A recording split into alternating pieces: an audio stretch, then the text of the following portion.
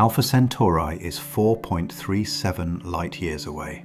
Write that number down. Hold it. Because everything about the reality of travelling there, every specific horror, every specific impossibility, every specific constraint that makes this the most difficult thing the human species has ever seriously contemplated, follows from that number and what it actually means in physical terms. 4.37 light-years. Light travels at 299,792 kilometers per second. In 1 year, light covers approximately 9.46 trillion kilometers. Alpha Centauri is therefore approximately 41 trillion kilometers from Earth. This number is so large that it has already lost meaning, so let us try to build it from the bottom up, from distances we can actually grasp, and see what happens to our intuition along the way. The Moon is 384,400 kilometers from Earth. The Apollo astronauts covered that distance in about 3 days. At that same speed, roughly 130,000 kilometers per hour, which is already extraordinary by any human standard, the journey to Alpha Centauri would take approximately 36,000 years. Mars at closest approach is approximately 54.6 million kilometers from Earth. Our fastest Mars missions have taken about 7 months. At that speed, Alpha Centauri would take approximately 76,000 years. Voyager 1, the fastest human-made object to ever leave the solar system, launched in 1977, now moving at approximately 61,000 kilometers per hour, is currently about 23 billion kilometers from Earth after nearly 5 decades of travel. At Voyager 1 speed, reaching Alpha Centauri would take approximately 73,000 years. 73,000 years. That is approximately the time since the Toba volcanic catastrophe, the supervolcanic eruption in what is now Indonesia that many anthropologists believe reduced the human population to perhaps 10,000 individuals and nearly drove our species to extinction. The distance to the nearest star is so vast that our fastest spacecraft, travelling continuously since before most people alive today were born, would need the entire span of recorded human civilization times 10 just to make the crossing. This is the first horror of Alpha Centauri. Not the destination, the distance. And we have not yet begun to talk about what it would actually take to travel that distance, or what travelling it would do to any physical object attempting the journey, or what the universe has placed in the way. Tonight, we are going to follow the reality of interstellar travel honestly, from the basic physics of propulsion to the radiation environment of deep space, to the biological constraints on any living crew, to the communication impossibility and the arrival problem, and the psychological dimensions of a journey measured not in years, but in generations. Every specific number, every specific constraint, every specific way that the universe seems to have arranged itself to make this as difficult as possible. Because there is something genuinely important in following this carefully.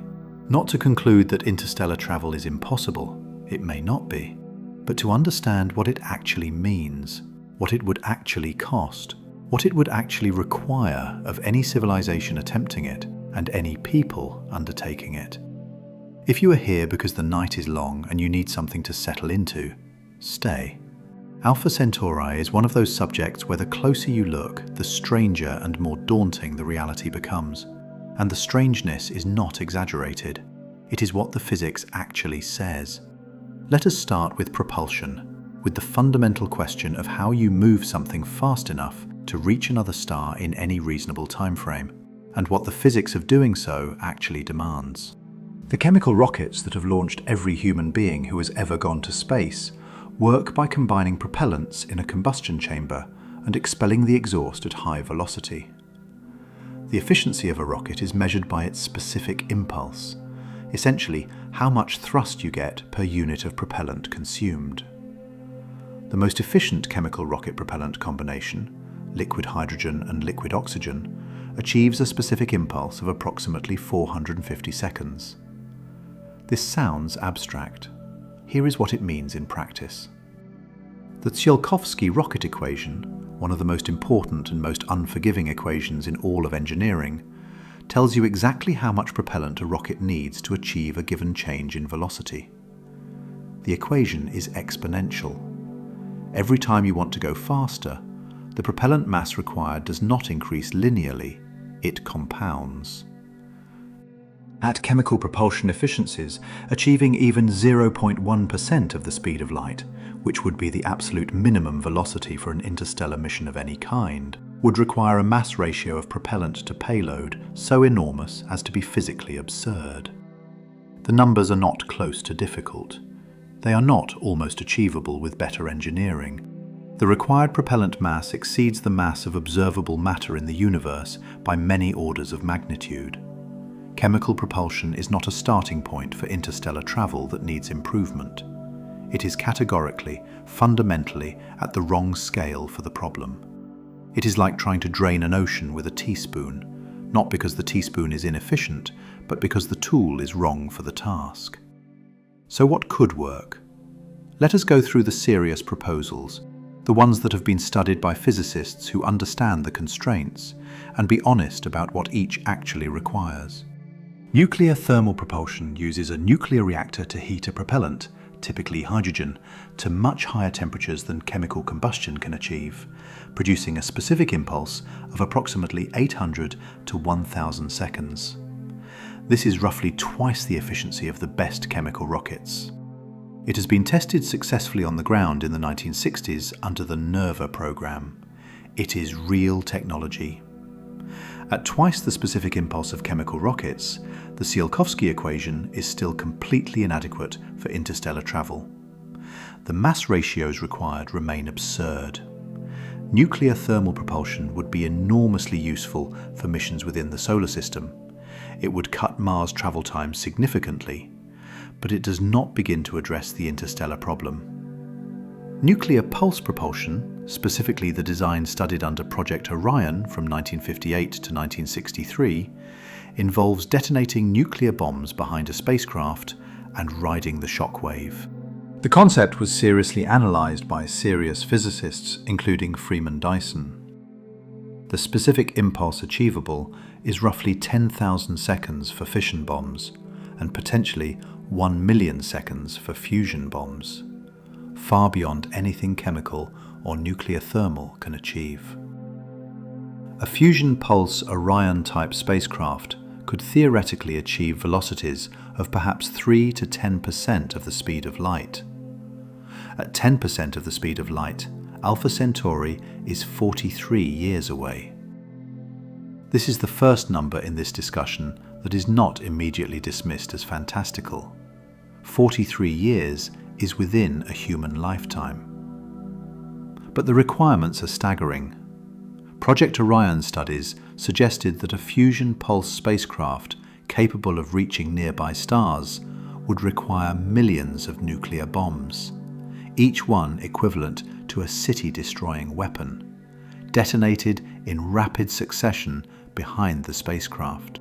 The total explosive yield required is equivalent to hundreds or thousands of times the entire nuclear arsenal ever assembled by humanity. The engineering challenges of storing, handling, and precisely sequencing that many nuclear devices are beyond anything we have attempted. The spacecraft would need to be massive. Estimates run to millions of tons to absorb the repeated shockwaves without being torn apart. Building this thing, even with dramatically more advanced technology than we have now, is genuinely staggering in its material and energy requirements.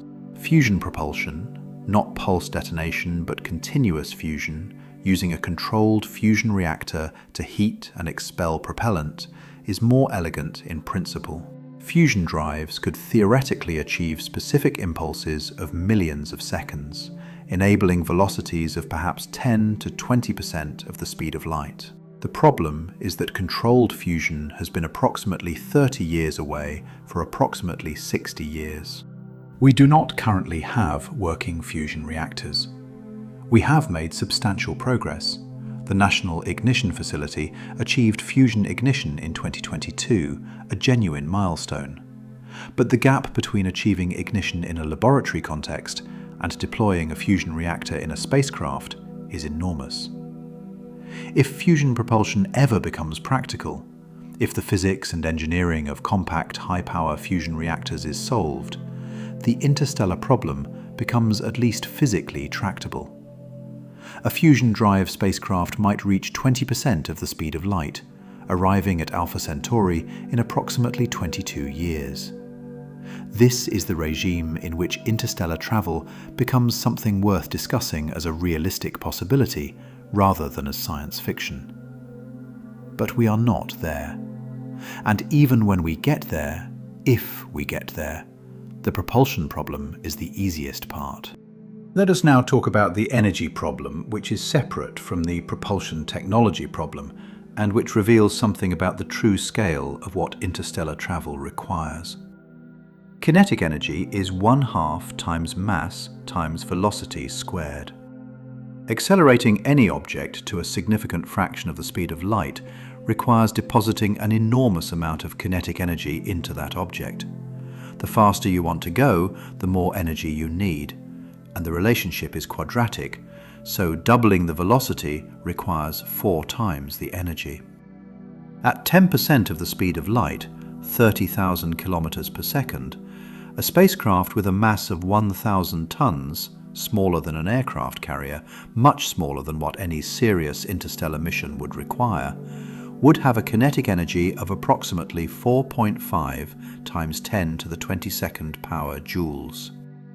The entire global energy consumption of human civilization is currently approximately 5 times 10 to the 20th power joules per year.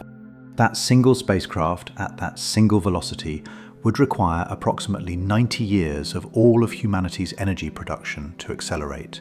And we have not yet talked about decelerating at the other end, which requires the same amount of energy again.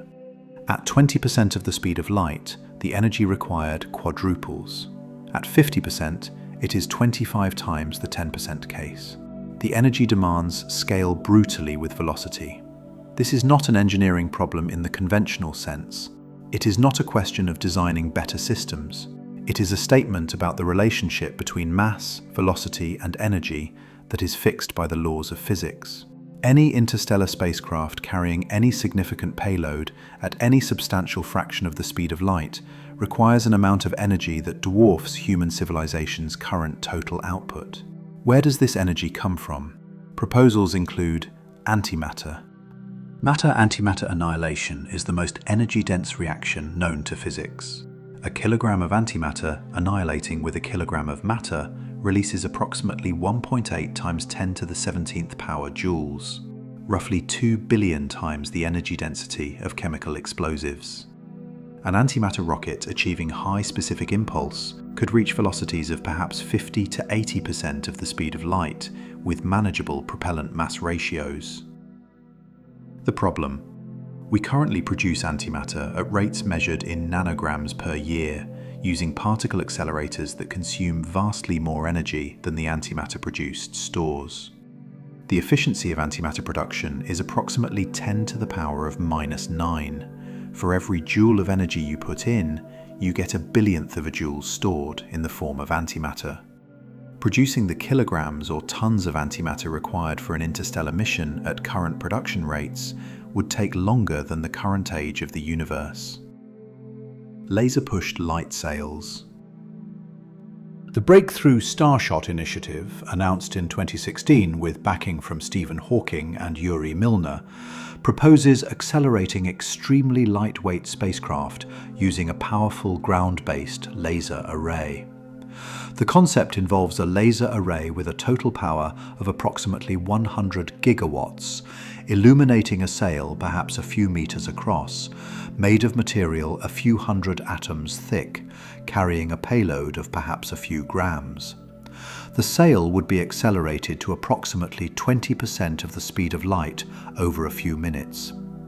The energy requirements for the laser array are enormous: 100 gigawatts is roughly equivalent to the total electrical generating capacity of Japan, but they are at least within the range of what an advanced future civilization might plausibly build. The engineering challenges are severe. Constructing a laser array of this power that can maintain coherent beam focus over thousands of kilometers. Building a sail thin enough and reflective enough and structurally coherent enough to survive the acceleration. Navigating the spacecraft to Alpha Centauri without any ability to course correct en route. But the concept does not require any physics beyond what we already know. The limitation is the payload, a few grams. This means the spacecraft is a tiny autonomous probe, perhaps carrying cameras and sensors, not a crewed vessel. It might transmit data back from Alpha Centauri. It cannot carry humans. The laser push concept illustrates an important point. The energy and engineering required for even a tiny unmanned probe traveling at 20% of the speed of light is at the absolute frontier of what a future advanced civilization might build. Scaling this up to a crewed spacecraft is not a matter of degree. It is a different problem by many orders of magnitude. Let us now talk about something that all propulsion discussions tend to skip over, about what the interstellar environment itself does to anything traveling through it, and why the void between stars is not actually empty in the way that matters for an interstellar spacecraft. Interstellar space is not a perfect vacuum. It contains the interstellar medium, a dilute mix of gas, mostly hydrogen, at densities averaging about 1 atom per cubic centimeter in the plane of the galaxy. It contains dust particles, silicate and carbon grains ranging from nanometers to hundreds of nanometers in size. It contains cosmic rays, high-energy particles originating from supernova remnants and other energetic processes, traveling at nearly the speed of light. For a spacecraft traveling at low velocity, the interstellar medium is essentially irrelevant. The density is so low that the number of particles encountered per unit time is negligible. For a spacecraft traveling at 10 to 20% of the speed of light, the situation is completely different. At 20% of light speed, 60,000 kilometers per second, the kinetic energy of each hydrogen atom encountered by the spacecraft is approximately 2.5 mega-electron volts. This is the energy of a highly penetrating gamma ray. These atoms are not simply hitting the spacecraft, they are high-energy particles capable of causing significant radiation damage to any material they encounter. The flux of these impacting atoms, 1 per cubic centimeter times the cross-sectional area of the spacecraft times the velocity, amounts to an enormous number of high-energy impacts per second. A spacecraft traveling to Alpha Centauri at 20% of light speed would be traveling through what is effectively an intense radiation environment for 22 years. The total radiation dose accumulated by any crew on such a mission, even if the structure of the spacecraft provides some shielding, would be lethal by orders of magnitude. The dust problem is even more acute. A dust grain 100 nanometers in size, invisible to the naked eye, encountered by chance in interstellar space, has a mass of approximately 10 to the minus 18 kilograms. At 20% of light speed, the kinetic energy of this impact is approximately 0.1 joules. The impact is essentially a tiny explosion. Dust grains of this size are not common, but they are not rare either in interstellar space. Over the 4.37 light-year journey, a spacecraft of reasonable cross-section would encounter many such grains. Larger dust grains, micron size, still invisible but more massive, hit with energies of 100 joules or more. That is the energy of a small explosive detonation, concentrated in a microscopic spot on the spacecraft's hull, repeated at unpredictable intervals throughout the journey. A macroscopic grain, 1 millimeter in size, easily possible in interstellar space, would hit with the energy of hundreds of kilograms of high explosive. This is not a theoretical concern. Any spacecraft traveling at relativistic velocities through the interstellar medium is traveling through a radiation and debris field that would destroy any spacecraft we currently know how to build in a relatively short time. The question of how to protect an interstellar spacecraft from the interstellar medium is a first-order engineering problem, not a secondary concern. Proposed solutions include a thick forward shield of material designed to ablate away as it absorbs impacts, protecting the spacecraft behind it. Electromagnetic fields designed to deflect charged particles. Active laser systems designed to vaporize dust grains before impact. None of these solutions is currently engineered to the required specification. All of them add mass, complexity, and new failure modes to the mission. Let us now talk about the deceleration problem, about what happens when you have accelerated a spacecraft to a significant fraction of the speed of light and need to stop it at the other end. Acceleration and deceleration are symmetric. The same amount of energy required to accelerate to a given velocity is required to decelerate from it. If you have burned all your propellant to accelerate, you have nothing left to decelerate with. You will fly through the Alpha Centauri system at 20% of the speed of light and continue into the void beyond. This means that any self-propelled interstellar spacecraft needs to carry enough propellant for both acceleration and deceleration, doubling the already astronomical propellant requirements, or it needs to use some other mechanism to decelerate. Proposed deceleration mechanisms include a magnetic sail that interacts with the stellar wind of Alpha Centauri to slow the spacecraft as it approaches. A laser pushed from the Alpha Centauri end, but there is no laser there yet. An electromagnetic scoop that gathers interstellar hydrogen during deceleration, but gathering enough hydrogen at the required rate to provide meaningful deceleration requires a scoop hundreds of kilometers in diameter. The laser light sail approach has a specific deceleration option.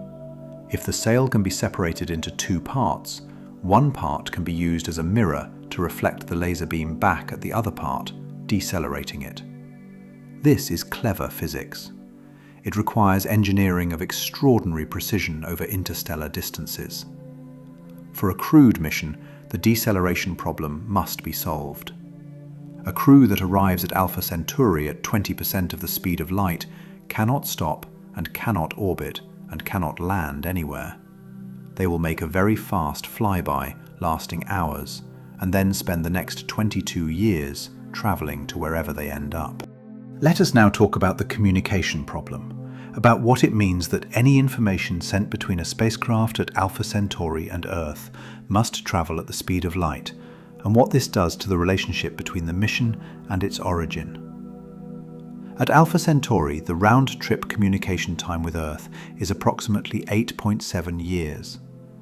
Send a message, wait 4.37 years for it to arrive, receive the response 4.37 years after it was sent, total round-trip 8.7 years. This is not a delay in the sense that Mars communications involve delay, manageable, inconvenient, requiring asynchronous communication styles. This is a delay so extreme that real-time interaction with Earth is not just impractical, but physically impossible. Any question asked of mission control cannot receive an answer for 8.7 years. Any problem that develops must be solved by the crew with the knowledge and resources they have available. Any discovery made at Alpha Centauri that the crew wants to share with Earth will not be received for 4.37 years, by which time the political, cultural, and scientific context on Earth may have changed substantially.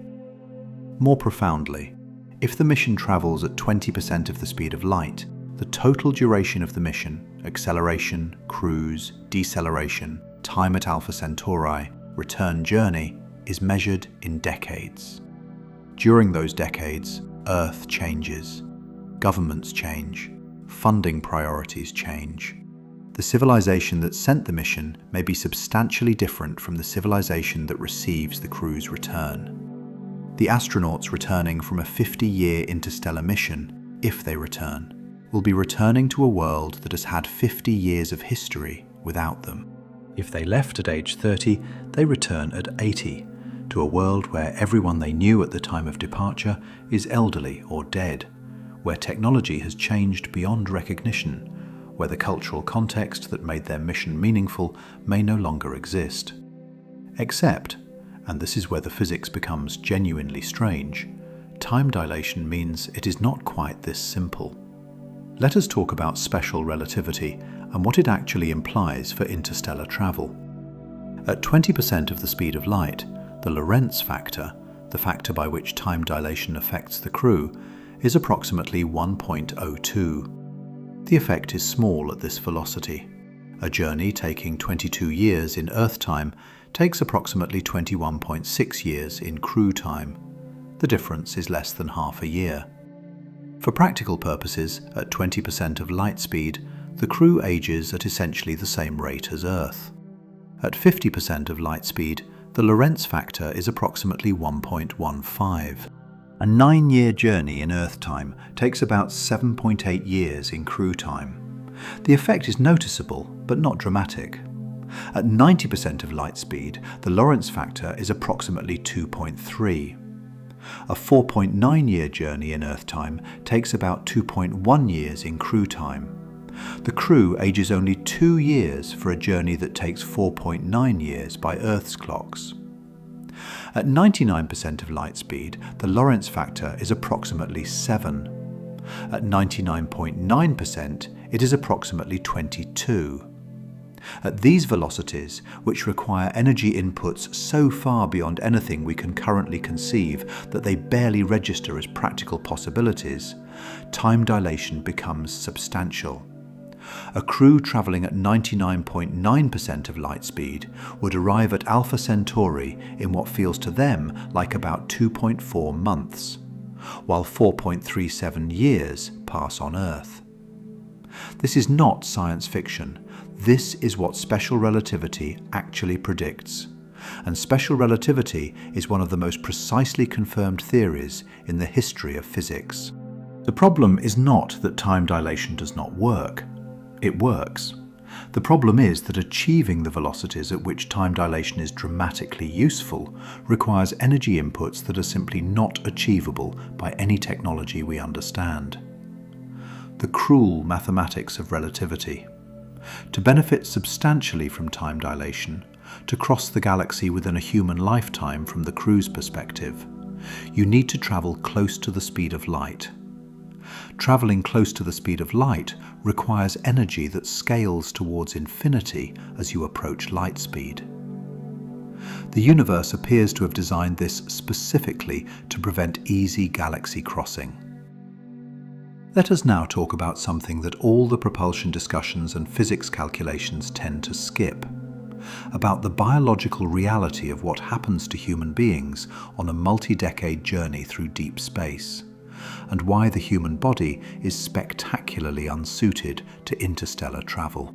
We have already talked about this in the context of Mars, the bone density loss, the muscle atrophy, the cardiovascular deconditioning, the immune disruption, the visual changes from intracranial pressure. All of these happen in the relatively benign radiation environment of low Earth orbit within months. An interstellar journey at 20% of light speed lasts 22 years minimum. During that entire time, the crew is in microgravity, unless the spacecraft provides artificial gravity through rotation, which is possible in principle but adds enormous engineering complexity. During that entire time, the crew is exposed to the interstellar radiation environment, which is substantially more intense than the Mars transit environment. During that entire time, the crew is isolated from Earth in a way that no previous crew has been. Not the 8-hour delay of deep space missions, not the 24-minute delay of a Mars crew, but a 4.37-year one-way communication delay. The radiation environment is the most immediately dangerous. Galactic cosmic rays, the high-energy particles we discussed earlier, are everywhere in interstellar space. They cannot be shielded effectively with any reasonable amount of material. The massive shielding required to reduce galactic cosmic ray dose rates to acceptable levels is so large that it becomes the dominant constraint on spacecraft mass. Some studies suggest that adequate cosmic ray shielding for a crew of 6 on a 22-year mission might require a shield mass measured in thousands of tons, essentially building an entire mountain of water or lead around the crew habitat. Even with maximum practical shielding, the radiation dose accumulated over a 22-year interstellar transit would be far in excess of current safe lifetime limits. The crew would face substantially elevated cancer risk, potential cognitive impairment from heavy ion radiation damage to the brain, and possible damage to the bone marrow affecting immune function. The psychological dimension deserves its own discussion, and we will get to it. But from a purely biological standpoint, the human body evolved for the surface of a planet with one gravity, a specific magnetic field, a specific atmospheric composition, a specific radiation environment that is almost none compared to interstellar space. Placing that body in interstellar space for decades is a systematic assault on every regulatory system it contains.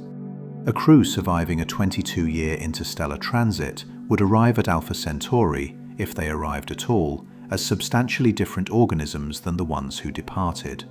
The question of whether those organisms could function well enough to accomplish the scientific and exploratory objectives of the mission is not certain. Let us now talk about the food and resource problem, about what it physically means to sustain human beings for decades in deep space with no resupply possible. A human being requires approximately 2 kilograms of food per day, not by mass, but accounting for the water content of food, which is most of its mass. Over 22 years, one person requires approximately 16,000 kilograms of food. A crew of 6 requires approximately 96,000 kilograms, about 100 tons of food.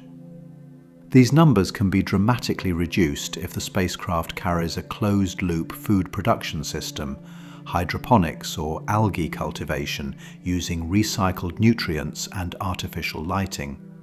But a fully closed-loop food system has never been demonstrated to work reliably over multi-decade timescales. The ISS achieves partial food recycling. Long-duration closed ecological systems in laboratory settings have shown promising results, but also unexpected failures. A food system failure on an interstellar mission is not a logistical inconvenience. It is the end of the mission and the crew. Water recycling can be made highly efficient. Over 95% recovery is achievable in principle, and partial demonstration has been made on the ISS. Air recycling is more complex. The crew exhales CO2 that must be converted back to oxygen. The chemistry works. The question is whether systems running continuously for 22 years without maintenance parts from Earth can maintain function. Every component of every system on the spacecraft must either function for the entire 22-year journey without replacement parts, or be repairable with materials available on the spacecraft. Every failure mode must have been anticipated. Every spare part must have been carried from Earth. Every skill required to perform any repair must exist within the crew. This means the crew is not just pilots and scientists. It is also engineers, doctors, farmers, psychologists, mechanics, and everything else that might be needed. The crew selection problem for an interstellar mission is perhaps the most complex personnel decision imaginable. Not just individual competence, but collective capability to handle any situation that might arise over 2 decades without external support. Let us now talk about the psychological reality of what 22 years in deep space actually means for the human mind, and why this may be the most underappreciated constraint of all. The longest continuous human spaceflight ever accomplished is approximately 437 days, about 14 months, by the Russian cosmonaut Valery Polyakov aboard the Mir space station. At the end of that mission, Polyakov was physically and psychologically functional, but significantly changed. Thinner, with diminished bone density, with a specific quality of focus and seriousness that long-duration spaceflight seems to produce. 14 months is 1/19 of the minimum duration of an interstellar mission. What happens to a human mind in 22 years of confinement in a spacecraft smaller than a large house, with the same small group of people, with no new social interactions, with no new environments, with communication delays of 4.37 years, making real-time contact with anyone outside the crew impossible? We do not know. No human has ever experienced this. No analog environment approaches it. The Antarctic winter-over communities that serve as the closest psychological analog involve isolation of 9 to 12 months, with real-time communication available to the outside world throughout. The Mars 500 simulation ran for 520 days, still 1/15 of the interstellar duration, and showed significant psychological effects, including sedentary behavior, sleep disruption, and measurable social withdrawal. Psychological research on small group isolation over extended periods consistently shows certain patterns. Conflict within the group, arising not from dramatic disagreements, but from the accumulation of small irritants, from the inability to ever get away from the same people, from the way that long confinement amplifies personality clashes that brief contact would make tolerable. Depression arising from the absence of novelty and the monotony of an environment that never changes. A specific phenomenon called the third quarter effect, a drop in morale and function that occurs roughly 3/4 of the way through an isolated mission, as the initial excitement has long passed and the end is not yet in sight. Interpersonal conflict becoming the dominant feature of life when the environment cannot provide the variety and stimulation the human brain requires. A 22-year interstellar mission would involve all of these effects at intensities and durations that no previous research has studied. The crew would experience the third quarter effect not once, but potentially multiple times, as psychological resetting becomes necessary for survival. The conflicts that accumulate over 22 years of forced proximity with the same people would be of a different character from the conflicts of a 6-month ISS mission. And there is the specific psychological weight that is unique to the interstellar context, the knowledge of what has been left behind. Earth is not just 4.37 light years away in space. It is also years away in time for communication. By the time a crew member receives a message from Earth, the message is already 4.37 years old. The person who sent it has aged 4.37 years. Events that were future at time of sending have happened. Children have grown. Parents have aged or died. The world has moved on in ways the crew member cannot know until another 4.37 years pass. The relationship between the crew and Earth, the connection that most previous astronauts have described as the most important psychological anchor of their missions, the ability to talk in near real time to people who love them, is not available to an interstellar crew in any form resembling what ISS astronauts experience. The crew cannot call home. They cannot get a response for 8.7 years. They are not just far from Earth, they are temporarily disconnected from it. What this does to a person over 2 decades, how the human psychological attachment to specific other people and to the ongoing world adjusts when that world can only be known years in arrears, is genuinely unknown. It may produce a kind of enforced presence, a radical acceptance of the spacecraft community as the only relevant social reality. It may produce pathological disconnection. It may produce things we have not anticipated because nothing in human experience provides a model.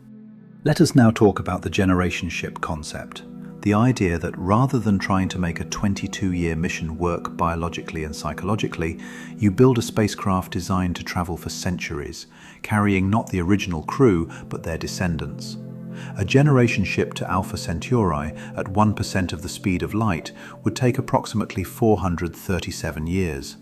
At 0.1%, still far faster than any current spacecraft, it would take 4,370 years. These timescales span civilizations.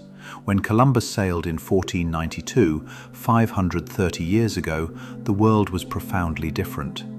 Societies that began a generation ship mission in 1492 would be arriving at Alpha Centauri approximately now. The generation ship concept solves the biological problem. No individual needs to survive the full journey. But it creates new problems that may be even harder. The genetic problem. A population small enough to fit on a starship will inevitably experience inbreeding and genetic drift over many generations. The minimum viable population for maintaining genetic diversity over hundreds of generations is estimated by some researchers at 160 individuals at minimum. Others place the number much higher, at thousands or tens of thousands. A small generation ship could produce a genetically impoverished population at the other end, susceptible to diseases and genetic disorders that natural variation would otherwise buffer. The social problem. The society on the generation ship will not remain the society that launched. Over hundreds of years, culture evolves, political structures change, the original mission purpose may be forgotten or reinterpreted. The descendants of the original crew are not the crew. They are people born into an enclosed world who never chose the mission. What obligation do they have to the destination that the original launchers committed to? What right did the founders have to determine the lives of people not yet born? This is not a hypothetical concern. The history of human institutions on Earth shows that purposes change over time. Organizations founded for one reason evolve into something different. The crew of a generation ship several hundred years into a journey might have reorganized their society in ways that make arriving at the destination and landing on a new world seem alien to their current culture. They might not want to arrive. They might have developed a stable, space-based civilization that has no interest in planetary surfaces. The most profound version of this concern, the people at Alpha Centauri who eventually arrive, would be separated from the people who launched by as many generations as separate us from the height of the Roman Empire. In what sense are they completing a mission begun by those people? In what sense does the connection to Earth remain meaningful after 5 centuries in space? Let us now talk about what Alpha Centauri actually is, because the popular conception of Alpha Centauri is significantly different from the physical reality, and the reality matters for understanding what a mission there might actually find. Alpha Centauri is not one star. It is a triple star system. Alpha Centauri A is a G-type main sequence star, similar in many ways to our Sun, slightly larger, slightly more luminous. Alpha Centauri B is a K-type star, slightly smaller and cooler than A.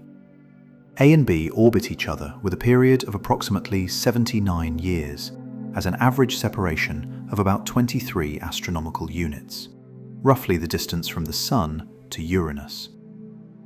The third component is Proxima Centauri, the star you may know as the actual nearest star to Earth, at 4.24 light-years, slightly closer than the A/B pair at 4.37 light-years.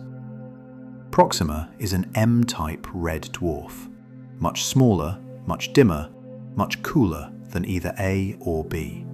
It orbits the A/B pair at an enormous distance, approximately 15,000 astronomical units, with an orbital period estimated at somewhere between 500,000 and several million years. Whether Proxima is gravitationally bound to the system or merely passing close is still technically debated. The current best estimates suggest it is bound. The gravitational dynamics of this triple system make stable planetary orbits more complicated than around a single star. Stable planetary orbits around the A/B binary can exist either close to each star individually, within about 3 astronomical units of each, or far outside the entire binary system, beyond about 70 astronomical units. The zone that corresponds to Earth-like distances from a Sun-like star, roughly 1 astronomical unit, falls in the region of gravitational instability for planets orbiting the A/B pair. Proxima Centauri has a confirmed planet, Proxima b, discovered in 2016. It orbits in the habitable zone of Proxima Centauri and has a minimum mass approximately 1.07 times Earth's. This is genuinely exciting. The nearest star to Earth has a roughly Earth-mass planet in its habitable zone. But Proxima is a red dwarf, and red dwarfs present specific challenges for habitability that we have already discussed in the context of Venus: high flare activity, ultraviolet emission disproportionate to total luminosity, tidal locking of close-in planets. Proxima b, in the habitable zone of a red dwarf, likely has one face permanently turned toward its star and the other permanently turned away. It receives a dramatically higher dose of ultraviolet and X-ray radiation than Earth. It may have lost its atmosphere to stellar wind stripping. Whether it is actually habitable in any sense relevant to life is unknown. In 2021, a second candidate planet was reported orbiting Proxima at a much larger distance, and a potential signal at shorter orbital period was detected but not confirmed. The system remains poorly characterized. Alpha Centauri A and B are better analogues to our Sun, and either might host planets. Observations have found no confirmed planets around either, though the limits of current detection methods make this absence inconclusive rather than definitive. This matters for the mission question because the entire premise of interstellar travel is usually that there is something worth going to. If the Alpha Centauri system, the nearest possible target, turns out to have no habitable planets, no liquid water, no environment remotely suitable for human colonization, then the objective of the mission is scientific exploration of a barren system. Inspiring, but different from the vision of finding a second home. Let us now talk about what arriving at Alpha Centauri would actually be like at the specific moment of arrival, and what the arriving crew would face. Assuming, optimistically, that the spacecraft has successfully decelerated and achieved orbit around one of the stars, the crew is now in an alien star system. The nearest human beings are 4.37 light-years away. Any question sent home will receive an answer in 8.7 years. Any emergency, any medical crisis, any technical failure, any situation requiring expertise not present in the crew must be handled with what exists on the spacecraft. The crew would spend their time making observations of the planets, if any exist, of the stellar environment, of the interstellar medium they just passed through. If a planet exists and appears worth closer investigation, they would face the question of how to get to it. The spacecraft designed for interstellar cruise is probably not optimized for planetary approach, orbit insertion around a planet, or landing. If the mission includes surface operations, additional hardware is needed that was presumably brought. Whatever they find, the findings must be transmitted back to Earth. 4.37 years for the first signal to arrive. The entire mission, from first signal received at Earth to last, will span decades of Earth time. By the time data from the Alpha Centauri system is being analysed on Earth, the people who designed the mission and launched it may be retired or dead. And then there is the return. If the mission is not a one-way settlement mission, the crew must eventually turn around and come home. Another acceleration, another cruise, another deceleration, another 22 years. Arriving at Earth having been gone for perhaps 50 to 60 years of Earth time. Arriving at a world changed in ways they cannot fully anticipate from the transmissions they received during the journey.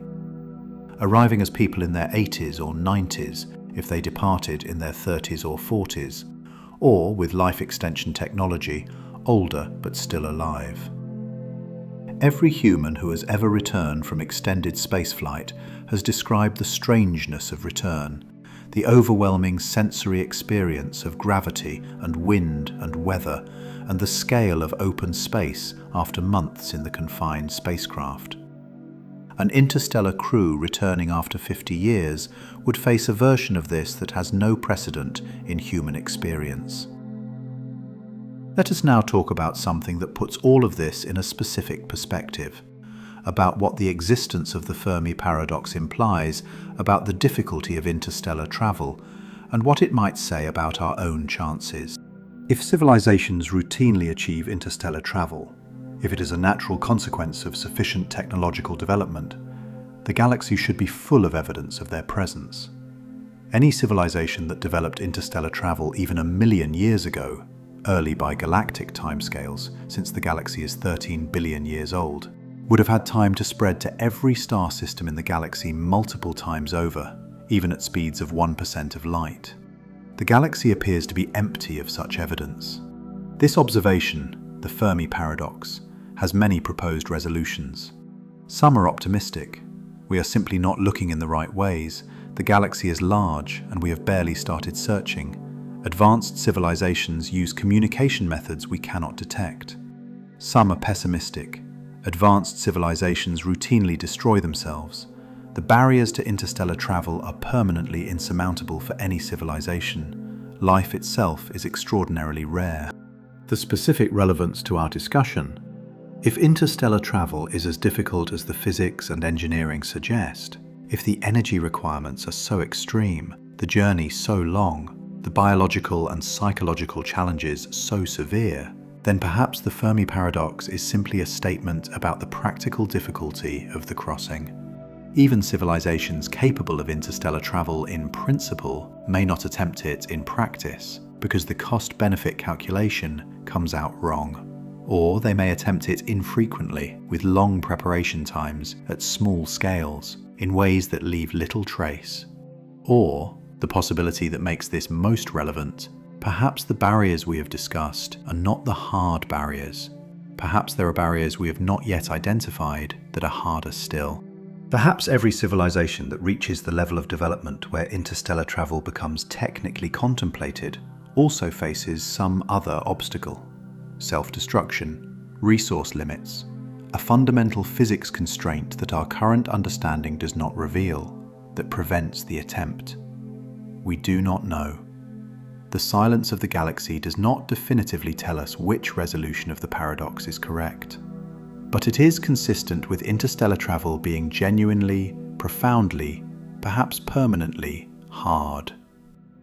Let us now talk about something that could change all of this, about the actual theoretical limits on what propulsion is possible, and whether there are paths around the constraints we have discussed that are consistent with known physics. The warp drive concept, specifically the Alcubierre drive proposed by physicist Miguel Alcubierre in 1994, involves contracting space-time in front of the spacecraft and expanding it behind, moving the spacecraft not through space, but with space. The mathematics of general relativity permits this kind of solution. If it were achievable, a spacecraft could cross interstellar distances in any desired time without violating the local speed limit of light. The spacecraft itself is not moving faster than light through local space. The space itself is moving. The problems with the Alcubierre drive are severe. First, it requires negative energy, specifically a large region of exotic matter with negative mass density.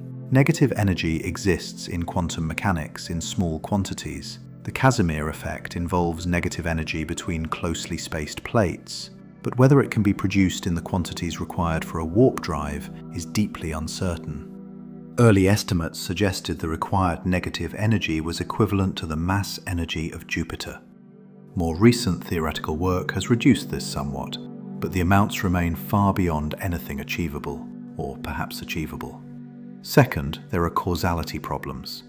A warp drive that permits effective faster-than-light travel also permits, under certain configurations, time travel into the past, which most physicists believe is physically forbidden on deep grounds. The universe may simply not permit stable warp drive solutions. Third, even if the drive works, there are practical navigation problems. How do you steer a space-time distortion? How do you decelerate at the destination? What happens to anything in the path of the contracted space-time ahead of the craft? The Alcubierre drive is theoretically interesting, but not a serious near-term engineering proposal. It is mentioned here because it illustrates the kind of solution that would actually address the interstellar travel problem. Not better propulsion, but a fundamentally different relationship with space-time. Wormholes. Theoretical tunnels through spacetime connecting distant regions are another permitted solution of general relativity. They are even more speculative and more problematic than warp drives, requiring exotic matter and facing serious stability questions. The honest assessment: the physics we know does not appear to rule out interstellar travel, but it makes it extraordinarily difficult. The physics we know does not currently suggest any shortcut that bypasses the energy requirements and journey times we have discussed.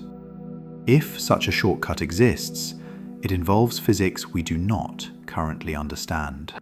Let us now talk about something that reframes the entire discussion, about what interstellar travel means not as an engineering problem to be solved, but as a statement about what kind of civilization would undertake it, and what that implies about us.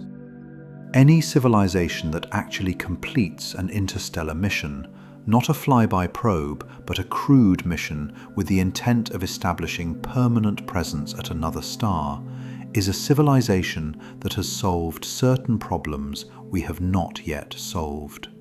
Energy production at civilizational scales, propulsion at relativistic velocities, closed-loop life support over decades, the psychological and social structures required for small groups to function over multi-decade isolated missions, medical care without external support for decades. Solving these problems requires not just better technology, but a different relationship with technology. A civilization whose engineering is so far beyond ours that the comparison is qualitative, not just quantitative. A civilization that can build a fusion drive or an antimatter rocket or a laser array capable of pushing a crewed vessel to relativistic speeds is a civilization that commands energy and materials and engineering precision far beyond anything we currently possess. This observation puts the interstellar travel question in a different light. The question is not really how do we get to Alpha Centauri. The question is what kind of civilization would we need to become to make interstellar travel possible? And are we capable of becoming that civilization? And how long would it take? The answer might be centuries, possibly millennia. The development of fusion power, of advanced materials capable of withstanding interstellar radiation, of closed-loop life support over decades, of propulsion systems achieving relativistic velocities, of artificial gravity to protect crews, none of this is going to happen in the next few decades. Some of it might happen in the next century, some might take much longer. The journey to Alpha Centauri begins not at the launch pad, but at every physics laboratory and engineering workshop and materials science facility where the enabling technologies are slowly being developed. It begins with every fusion experiment and every advanced materials study and every long-duration closed-loop life support test. The civilization that launches an interstellar mission is built from the aggregate of all of this work, accumulated over perhaps centuries of preparation. We might be in the very early stages of that preparation right now, or we might be much further from it than that. The physics does not tell us the timeline, it only tells us what is required, and what is required is genuinely, profoundly, terrifyingly difficult. 4.37 light years, 41.3 trillion kilometers, the nearest star. The universe is not built for easy crossing. Let us talk about something that illuminates the interstellar travel problem from a specific angle that is rarely discussed, about what the Voyager probes tell us about the actual timescales involved in crossing interstellar distances, and why following their journey honestly produces a specific kind of vertigo. Voyager 1 was launched on September 5, 1977. It is the most distant human-made object ever created. As of 2024, 47 years after launch, it is approximately 24 billion kilometers from Earth. It crossed the heliopause, the boundary of the Sun's influence, the edge of the heliosphere, in August 2012, making it the first human artifact to enter interstellar space. At its current velocity of approximately 61,000 kilometers per hour, Voyager 1 is covering roughly 3.6 astronomical units per year. Alpha Centauri is approximately 276,000 astronomical units from Earth. At Voyager 1's current speed, it would take approximately 76,000 years to reach the distance of Alpha Centauri. Except Voyager 1 is not heading toward Alpha Centauri, it is heading in the direction of the constellation Ophiuchus. The nearest star it will approach is AC plus 793888, a red dwarf it will pass within approximately 1.7 light years of, in approximately 40,000 years. 40,000 years. Voyager 1, humanity's fastest conventional spacecraft, will not even pass close to the nearest star for 40,000 years. These numbers are not hyperbole, they are the direct consequence of the distance and the speed, calculated straightforwardly. They represent what interstellar distances actually mean for any spacecraft using technology that does not exceed what we have already built by many orders of magnitude. There is something specifically useful in sitting with this. Not as a reason for despair. Human civilization has accomplished things on timescales of centuries that would have been literally inconceivable on timescales of decades earlier. But as a calibration, as a ground truth about where we actually are in the development arc of spacefaring capability. We sent probes in 1977 that are now leaving the solar system. They are the technological successors to rockets that were themselves only a few decades old at launch. The gap between chemical rockets and interstellar-capable propulsion is not the gap between a Model T and a modern sports car. It is the gap between a Model T and a spacecraft not yet built, representing physics not yet fully understood, requiring energy sources not yet developed. The trajectory of progress is not a straight line pointing toward interstellar travel on any near-term timescale. Let us now talk about a specific proposal that represents the most serious near-term attempt to address interstellar travel. The Breakthrough Starshot initiative, and what its specifics reveal about both the possibilities and the limitations of our current approach. Breakthrough Starshot was announced in April 2016 by the Breakthrough Initiatives organization, with Stephen Hawking as a public face and Yuri Milner as primary funder, supported by an advisory committee including Freeman Dyson, Anne Druyan, Mae Jemison, and other serious figures in science and exploration. The concept: a ground-based laser array of approximately 100 gigawatts power would illuminate an extremely lightweight spacecraft called a starship attached to an extremely thin reflective sail. The laser would accelerate the craft to approximately 20% of the speed of light over a period of a few minutes. The entire sailcraft system would weigh a few grams.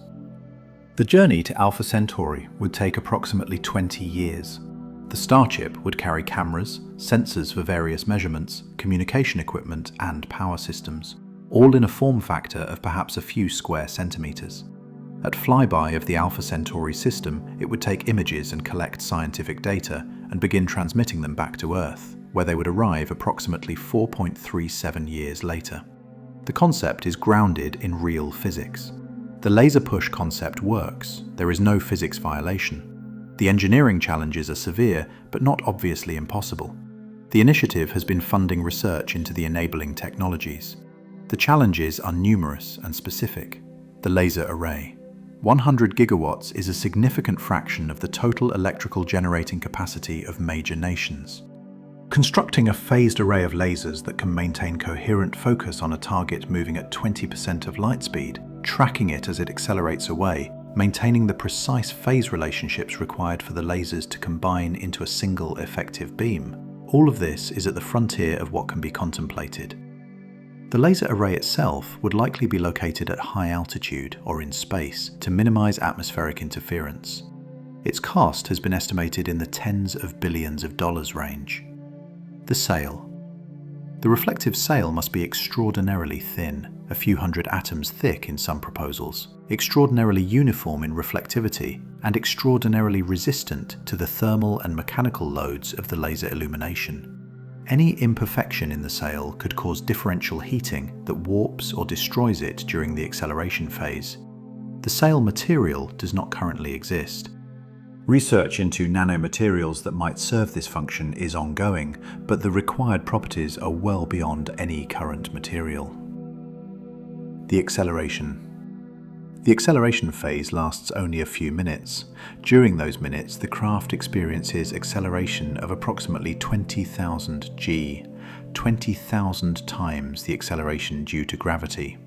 This subjects the electronic components of the craft to forces that would destroy any current electronics. Designing components that survive 20,000 G is not straightforward, though modern microelectronics is substantially more rugged than older designs. The navigation. Once launched, the craft cannot be steered. It travels on a ballistic trajectory toward Alpha Centauri. If that trajectory is even slightly off, if the alignment of the laser array or the initial position of the craft is not perfect, the craft will miss the Alpha Centauri system by light years. At 20% of light speed, course correction is not possible. The initial pointing must be perfect. The interstellar medium problem we have already discussed applies fully here. The sail and the starship must survive 20 years of impacts from interstellar gas and dust at 20% of light speed. The forward face of the sail will be eroded by these impacts. How much erosion is acceptable, and how the sail can be designed to survive this erosion while remaining reflective enough to be useful, is an active research question without a current answer. The communication. At Alpha Centauri, the starship would need to transmit its data back to Earth using a laser communication system powered by whatever energy source it carries. Probably a small nuclear source or a solar cell in the Alpha Centauri system if it is near enough to a star. The signal must travel 4.37 light years and must be detectable by Earth-based receivers. The power constraints on the starship are severe. It weighs a few grams, and the transmitter power that can be achieved within those constraints produces a very weak signal. Whether Earth-based telescopes could detect the return signal is uncertain and depends on the specifics of the transmitter design. Breakthrough Starshot is not funded at anything like the level required to actually build what it proposes. The research funded so far addresses specific technology questions. The initiative has stated a goal of making the mission possible within a generation, meaning by approximately 2046, but this timeline is optimistic given the current state of the enabling technologies. What Breakthrough Starshot tells us is that even for the minimum possible interstellar mission, a few gram unmanned probe doing a flyby at 20% of light speed, the engineering requirements are at the absolute frontier of what a significant investment of resources might achieve over several decades. The difference between this and a crewed mission is not incremental. It is a factor of perhaps 10 to the 12th in mass, and correspondingly more in energy, complexity, and cost. Let us now talk about something that requires a specific imaginative effort, about what the Alpha Centauri system would look like to the naked eye, standing on a hypothetical habitable planet there, and what this tells us about our own situation. If you were standing on the surface of a hypothetical planet in the Alpha Centauri AB system, perhaps in a stable orbit around Alpha Centauri A at roughly 1 astronomical unit, the sky would look different from Earth's sky in one remarkable way. You would have two suns. Not simultaneously visible most of the time, Alpha Centauri A and B orbit each other with a 79-year period at an average separation of 23 astronomical units, and the angular separation as seen from a planet around one of them would vary between fractions of a degree and a few degrees. When the two stars are at their apparent maximum separation in the sky, B would appear significantly brighter than Venus appears from Earth, a brilliant point of light in the daytime sky, too bright to look at directly, but not as bright as the primary star A. When the two are at their apparent minimum separation, they would be barely distinguishable. The night sky would look almost identical to the night sky from Earth. The constellations would be very slightly different. A few stars close to the solar system would appear in slightly different positions, but to the naked eye, the difference would be undetectable. The Milky Way would stretch across the sky in the same orientation. The galactic center would be in the same direction. The Andromeda galaxy would be a faint smear in the same part of the sky. And in the night sky, there would be a star called Sol, our Sun, at a distance of 4.37 light-years, appearing as a yellow-white star of approximately magnitude 0.5, comfortably visible to the naked eye. In the same direction, but not distinguishable, because they are too close together in angle to resolve without a telescope, Jupiter, Saturn, Earth. Our entire solar system compressed into a point of light in the Alpha Centauri night sky. Anyone standing on that hypothetical planet looking at Sol, knowing what that point of light was, would be separated from Earth by the same distance we are separated from them. They would see light from Earth that left approximately 4.37 years ago. If they had telescopes good enough to study Earth, they would see it as it was 4.37 years in the past. This symmetry, that Alpha Centauri is as far from us as we are from Alpha Centauri, that the distance works the same in both directions, that any civilization there faces the same crossing we do, has a specific philosophical weight. The universe has made every pair of stars equally separated. There is no asymmetry that makes traveling from here to there easier than traveling from there to here. Whatever barriers we face, any other civilization at Alpha Centauri faces the same barriers in crossing to us. Let us now talk about something that is active science rather than engineering speculation, about what we are actually learning about the Alpha Centauri system from current observations and how our knowledge of the destination is being refined in real time. The discovery of Proxima b in 2016, announced in a paper in Nature, was made using the radial velocity method, detecting the tiny periodic Doppler shift in the spectrum of Proxima Centauri, caused by the gravitational tug of the orbiting planet. The planet was detected using the HARPS spectrograph at the European Southern Observatory in Chile, with data accumulated over years to establish the periodic signal clearly. Proxima b has a minimum mass of approximately 1.07 Earth masses and orbits Proxima Centauri at a distance of approximately 0.0485 astronomical units, much closer than Mercury is to our Sun. This close orbit places it in Proxima's habitable zone precisely because Proxima is such a dim star. The habitable zone of a red dwarf is much closer in than that of a Sun-like star. The orbital period is approximately 11.2 days. The radial velocity method measures only the component of the planet's gravitational pull along the line of sight between Earth and the star. If the orbital plane is tilted relative to our line of sight, the actual mass is higher than the minimum mass by a factor of 1 over sine I, where I is the inclination. If the orbit is nearly edge-on, the minimum mass is close to the true mass.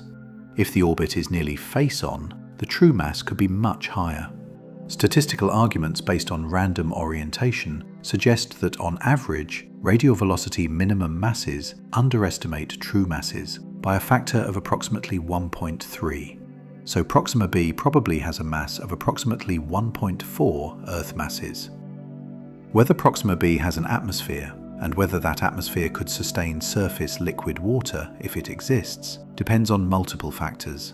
The most important is the history of stellar activity. Proxima Centauri is an active flare star. It regularly produces energetic ultraviolet and X-ray flares, far more intense than our Sun produces.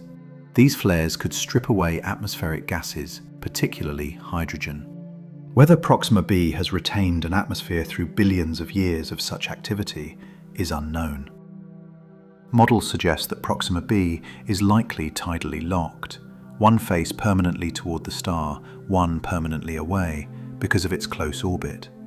A tidally locked planet has dramatic temperature differences between its permanent day side and permanent night side. Whether a substantial atmosphere could redistribute heat effectively enough to maintain habitable conditions on the night side and prevent the day side from becoming too hot, and whether the resulting atmospheric dynamics would allow liquid water anywhere on the surface, is an active area of modelling. Some models show habitability is possible, others show it is not. We will not resolve the habitability question of Proxima b from Earth. Confirming whether the planet has an atmosphere requires direct observation. The James Webb Space Telescope is capable of some atmospheric characterization for Proxima b if the planet transits its star. But Proxima b's orbital inclination suggests it probably does not transit. Dedicated future missions would be needed for definitive characterization. Regarding Alpha Centauri A and B, despite being closer in type to our Sun, and despite being extensively studied, no confirmed planets have been found around either. A 2012 paper announced the detection of an Earth mass planet around Alpha Centauri b using radial velocity. It would have been the nearest known exoplanet at the time, in a very tight orbit. However, subsequent analysis showed the signal was likely a statistical artifact rather than a real planet. The question of whether habitable zone planets exist around Alpha Centauri A or B remains genuinely open and actively investigated.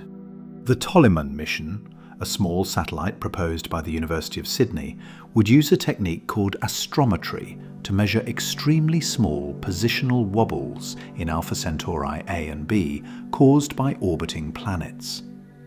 This method is complementary to radial velocity and could potentially detect Earth mass planets in habitable zone orbits that radial velocity cannot.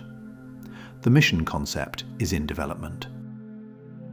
Future extremely large telescopes, the Extremely Large Telescope, the Giant Magellan Telescope, the 30-meter telescope, may have sufficient angular resolution and contrast to directly image large planets around Alpha Centauri A and B.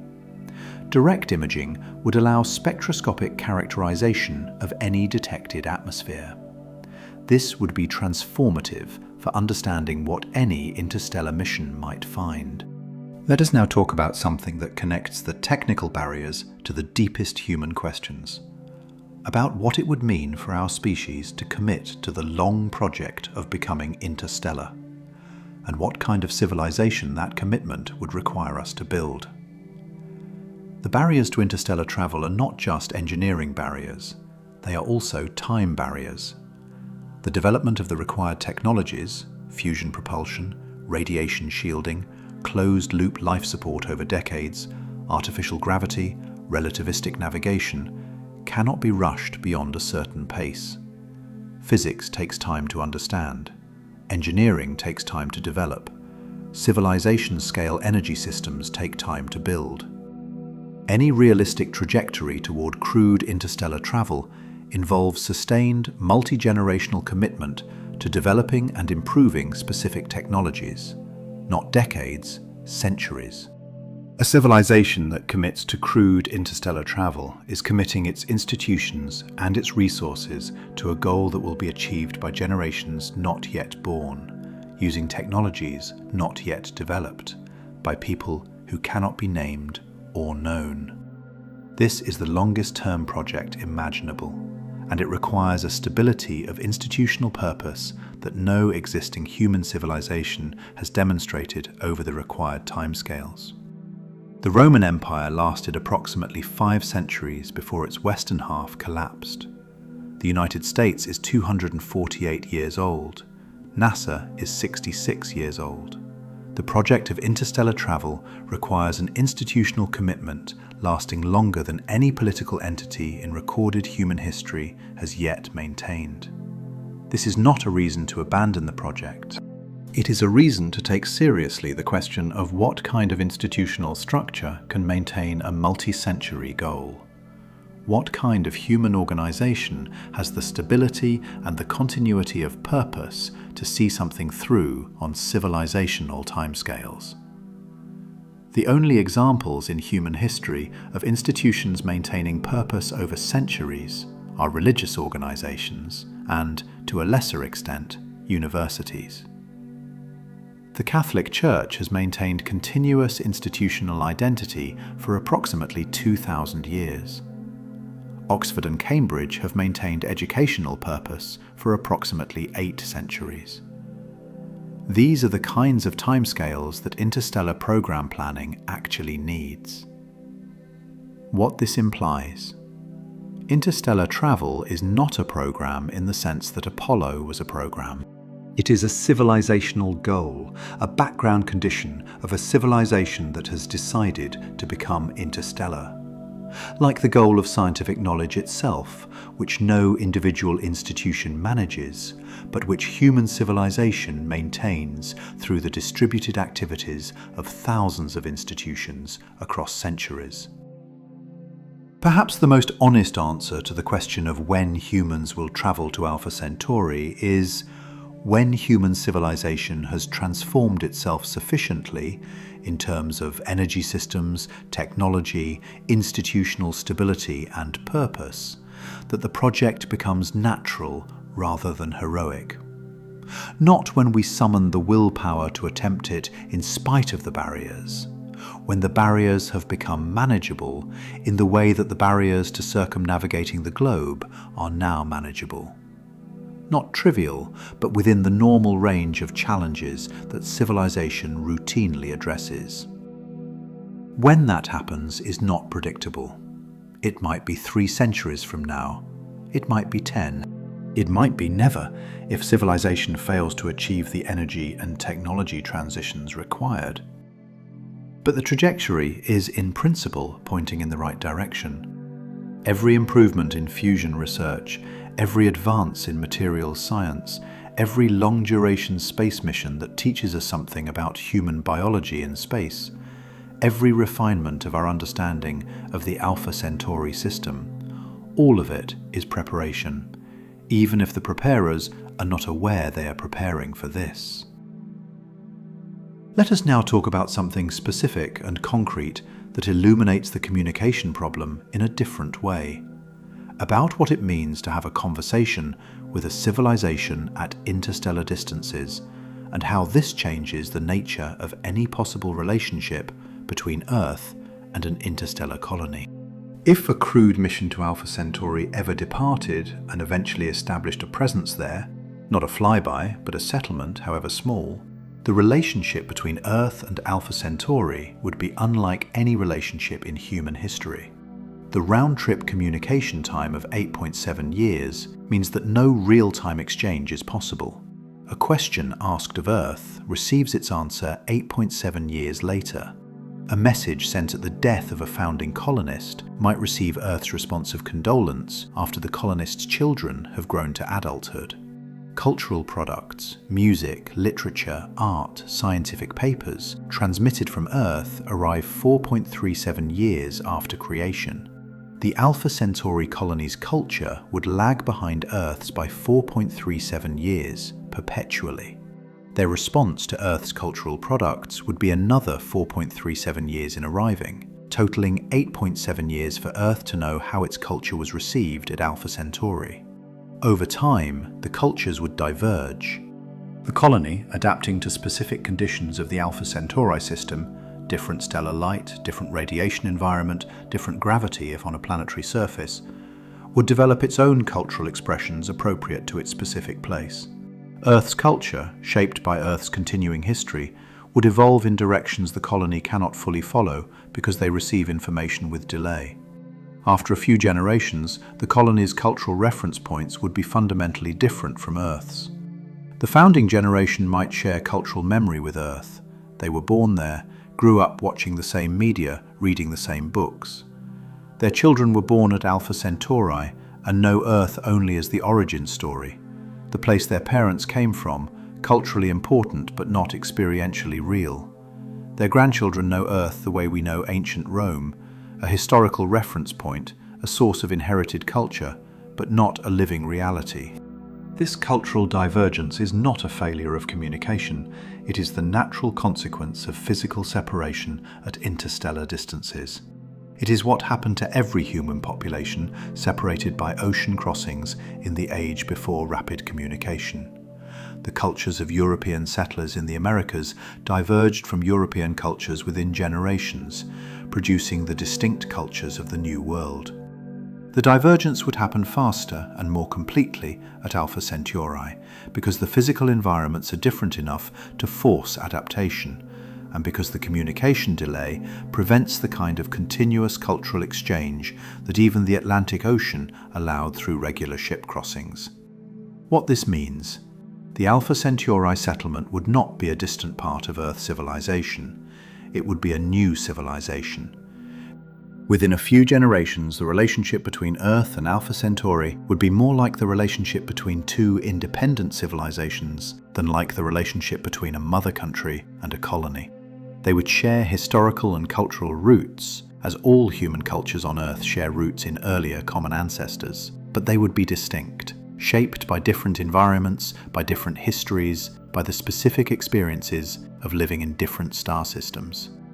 This is perhaps the most profound consequence of successful interstellar travel. Not the technical achievement, not the scientific discoveries, but the creation, for the first time in the history of intelligence, of two separate civilizations that share a common origin but are developing in isolation from each other at interstellar distances. The human family would bifurcate. Two branches, each on its own trajectory, each shaped by its own environment, each building its own relationship with the universe from its own specific location in space. Let us now talk about something that grounds all of this in the immediate present, about what we can actually do right now that moves toward interstellar travel, and what the near-term trajectory of capability looks like. The most immediate and most impactful thing we can do toward interstellar travel is advance our energy systems. Fusion power, if it works, if the engineering can be made to deliver on the physics, would transform the energy landscape of human civilization and would be the first enabling technology for any serious propulsion system capable of interstellar velocities. Fusion is not guaranteed, but progress is real. The National Ignition Facility achieved ignition in 2022. Private fusion companies are pursuing alternative approaches with significant private investment. The next decade will tell us substantially more about the practical trajectory of fusion energy. Simultaneously, continued development of fission systems for space applications is valuable. Nuclear thermal propulsion, already tested in the 1960s and never flown, would dramatically improve human capability within the solar system and would represent actual nuclear propulsion heritage for future missions. Several proposals for nuclear propulsion development are active within NASA and the Department of Defense.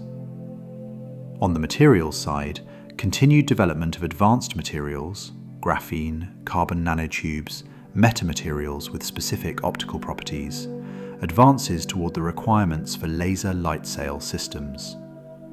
The specific materials needed for a Starshot-type mission are not current materials, but the research directions that might produce them are active.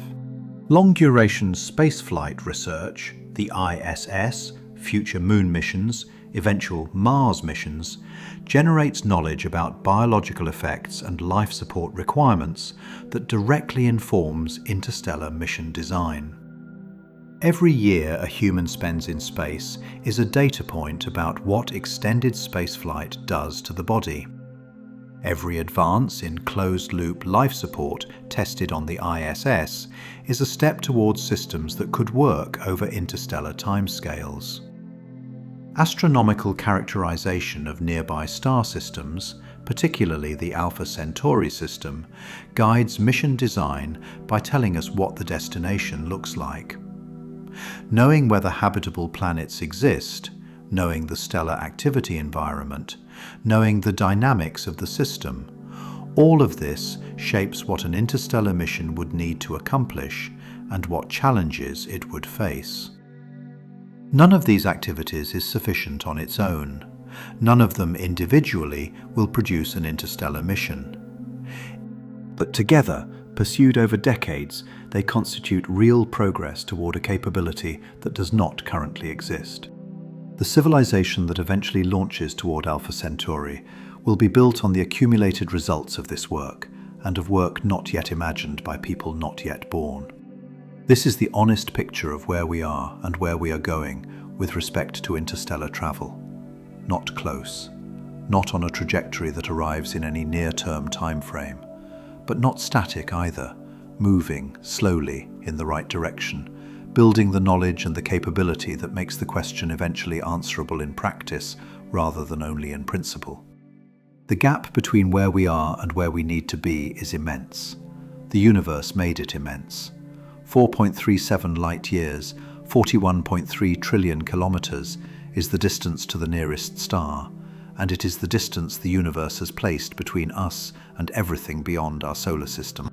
But the universe also produced beings capable of measuring that distance, of understanding what it means, of developing the physics to understand the constraints, and of beginning the long work of figuring out how to cross it.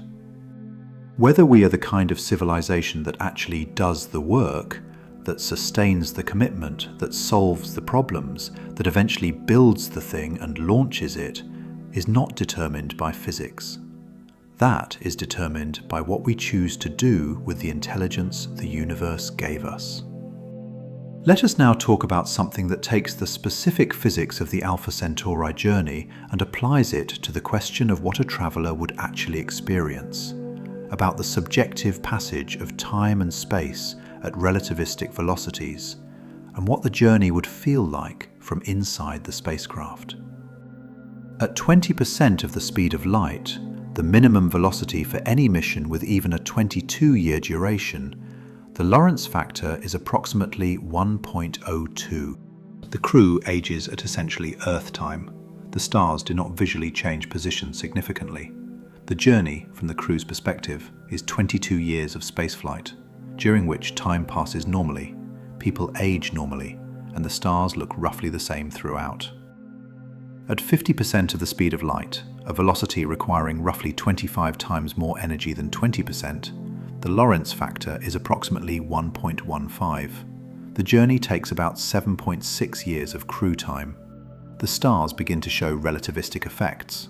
The star ahead becomes bluer as its light is blue shifted by the spacecraft's approach velocity. The star behind becomes redder. The stellar field begins to shift as aberration, the apparent change in direction of light sources due to the spacecraft's velocity, becomes noticeable. At 90% of the speed of light, the visual effects become dramatic. The entire forward hemisphere of stars is compressed toward a bright central ring directly ahead of the spacecraft, increasingly blue and increasingly compressed as velocity increases. The region directly behind is dimmed and redshifted. The visible universe appears to cluster into a circle of intense light ahead, while the rear hemisphere darkens. This is the aberration effect at relativistic velocities, real physics already computed in detail by astrophysicists working on relativistic visualization. At these velocities, the crew arrives at Alpha Centauri in approximately 2.1 years of their time, while 4.9 years pass on Earth. The Alpha Centauri system, seen in the final approach, begins as the central point of the aberrated starfield ahead, gradually brightening and expanding as the spacecraft decelerates. The deceleration phase, assuming it is achieved, is the most dramatic visual period. As the spacecraft slows, the starfield gradually expands back to its normal appearance. The Alpha Centauri system, seen from perhaps 100 astronomical units away during final approach, would show A and B as two distinct but very bright stars, close together on the sky, bright enough to cast shadows. Any planets in the system might be detectable through their reflected light. The moment of orbit insertion, if achieved, the spacecraft is in a gravitationally bound orbit around one of the Alpha Centauri stars. For the first time in human experience, the central star of a stellar system is not the Sun. The sky has a different dominant light source. The color of daylight, if landing on a planet around Alpha Centauri A, would be slightly different. A is slightly more luminous and slightly hotter than the Sun, making its light slightly bluer. Around Proxima, the light would be dim and strongly red, an eerie, twilight-quality illumination even at the surface during the star's closest point in the orbit. What the crew sees in the distance, a yellow-white star, fifth magnitude, comfortable to the naked eye but obviously not exceptional, is the Sun, our Sun, the star they came from. 4.37 light-years away, looking like just another star in the sky. This is what it means to be interstellar. Not a metaphor, not an exaggeration, the actual physical reality of standing somewhere under a different sun, looking at your home star as one point of light among billions, separated by a distance so great that the fastest signal you can send will take 4.37 years to arrive, and the response will take 4.37 years to come back. The universe is under no obligation to be convenient for the ambitions of a species that has existed for a few 100,000 years on one planet. It is not convenient. It is extraordinary in its scale, its age, its structural complexity, and its apparent indifference to the ease of crossing it. And it is real. This is what the stars actually are. Points of light separated by distances that make the entire project of reaching them one of the most demanding things an intelligent species might ever attempt. 4.37 light-years, the nearest one. Let us talk about something that rarely appears in discussions of interstellar travel, but that follows directly from everything we have discussed, about what the existence of these barriers implies for any extraterrestrial intelligence that might exist, and what the silence of the galaxy tells us about the relationship between intelligence and interstellar distance. We have spent this discussion cataloguing the specific horrors of the journey to Alpha Centauri, the energy requirements, the interstellar medium, the radiation, the deceleration problem, the communication delay, the biological constraints, the psychological demands, the multi-generational timescales. Every specific constraint that makes the crossing so difficult. Now consider, every one of these constraints applies equally to any civilization anywhere in the galaxy attempting to cross interstellar distances. Physics is universal. The energy required to accelerate mass to a given fraction of light speed is the same calculation regardless of whether the calculation is being done on Earth or on a planet orbiting a star 10,000 light-years away. The interstellar medium is what it is throughout the galaxy, dilute but not absent, and devastating at relativistic velocities. The speed of light is the same everywhere, and the communication delays it implies are proportional to the distances involved. If there are civilizations in our galaxy, and the statistical arguments suggest there should be many if life and intelligence are not extraordinarily rare, they face the same barriers we face. Not necessarily the same specific technologies or the same specific solutions, but the same underlying physics. This means that any civilization that has achieved interstellar travel has solved problems we have not yet solved. And if the galaxy is full of civilizations that have solved these problems, some of them should be visible to us, should have expanded across the galaxy, should have left traces of their engineering, should be detectable through their communications or their megastructures or their modification of their stellar environments. The galaxy appears to be quiet. This is the Fermi paradox at its most direct, and the specific content of our discussion of Alpha Centauri gives it additional texture. One possible resolution: the barriers are so severe that no civilization has yet crossed them. That interstellar travel is possible in principle, the physics does not forbid it, but that the practical barriers are severe enough that even civilizations much more advanced than us have not yet managed it. In this version, the galaxy is full of isolated civilizations, each confined to its own star system or perhaps its own small neighborhood, each looking out at the interstellar distances and calculating the same daunting numbers we calculate. This is a humbling thought. It means that the silence of the galaxy is not a statement about the rarity of intelligence, it is a statement about the difficulty of crossing the voids between stars. Every civilization, however advanced, is looking at the same 4.37 light-years to their nearest neighbour and facing the same barriers we face. Another possible resolution. Civilizations routinely achieve interstellar travel, but do not expand in the patterns we might expect. Perhaps they send probes, but not people, and we are looking for the wrong signatures. Perhaps they communicate through methods we have not thought to detect. Perhaps the timescales of expansion are so long that even a galaxy-spanning civilization covers only a fraction of star systems in the time since intelligence first appeared. A third resolution, the one that most people find most disturbing, is that something systematically prevents civilizations from reaching the stage of interstellar travel.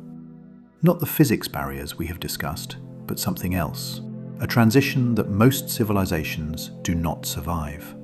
Climate change, nuclear war, engineered pathogens, artificial intelligence misalignment, resource depletion. Some combination of existential risks that terminate civilizations before they can develop interstellar capability.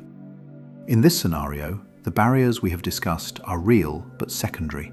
The primary barrier is survival long enough to cross them. What our specific discussion of Alpha Centauri adds to this conversation is concrete detail about what crossing the barriers actually requires.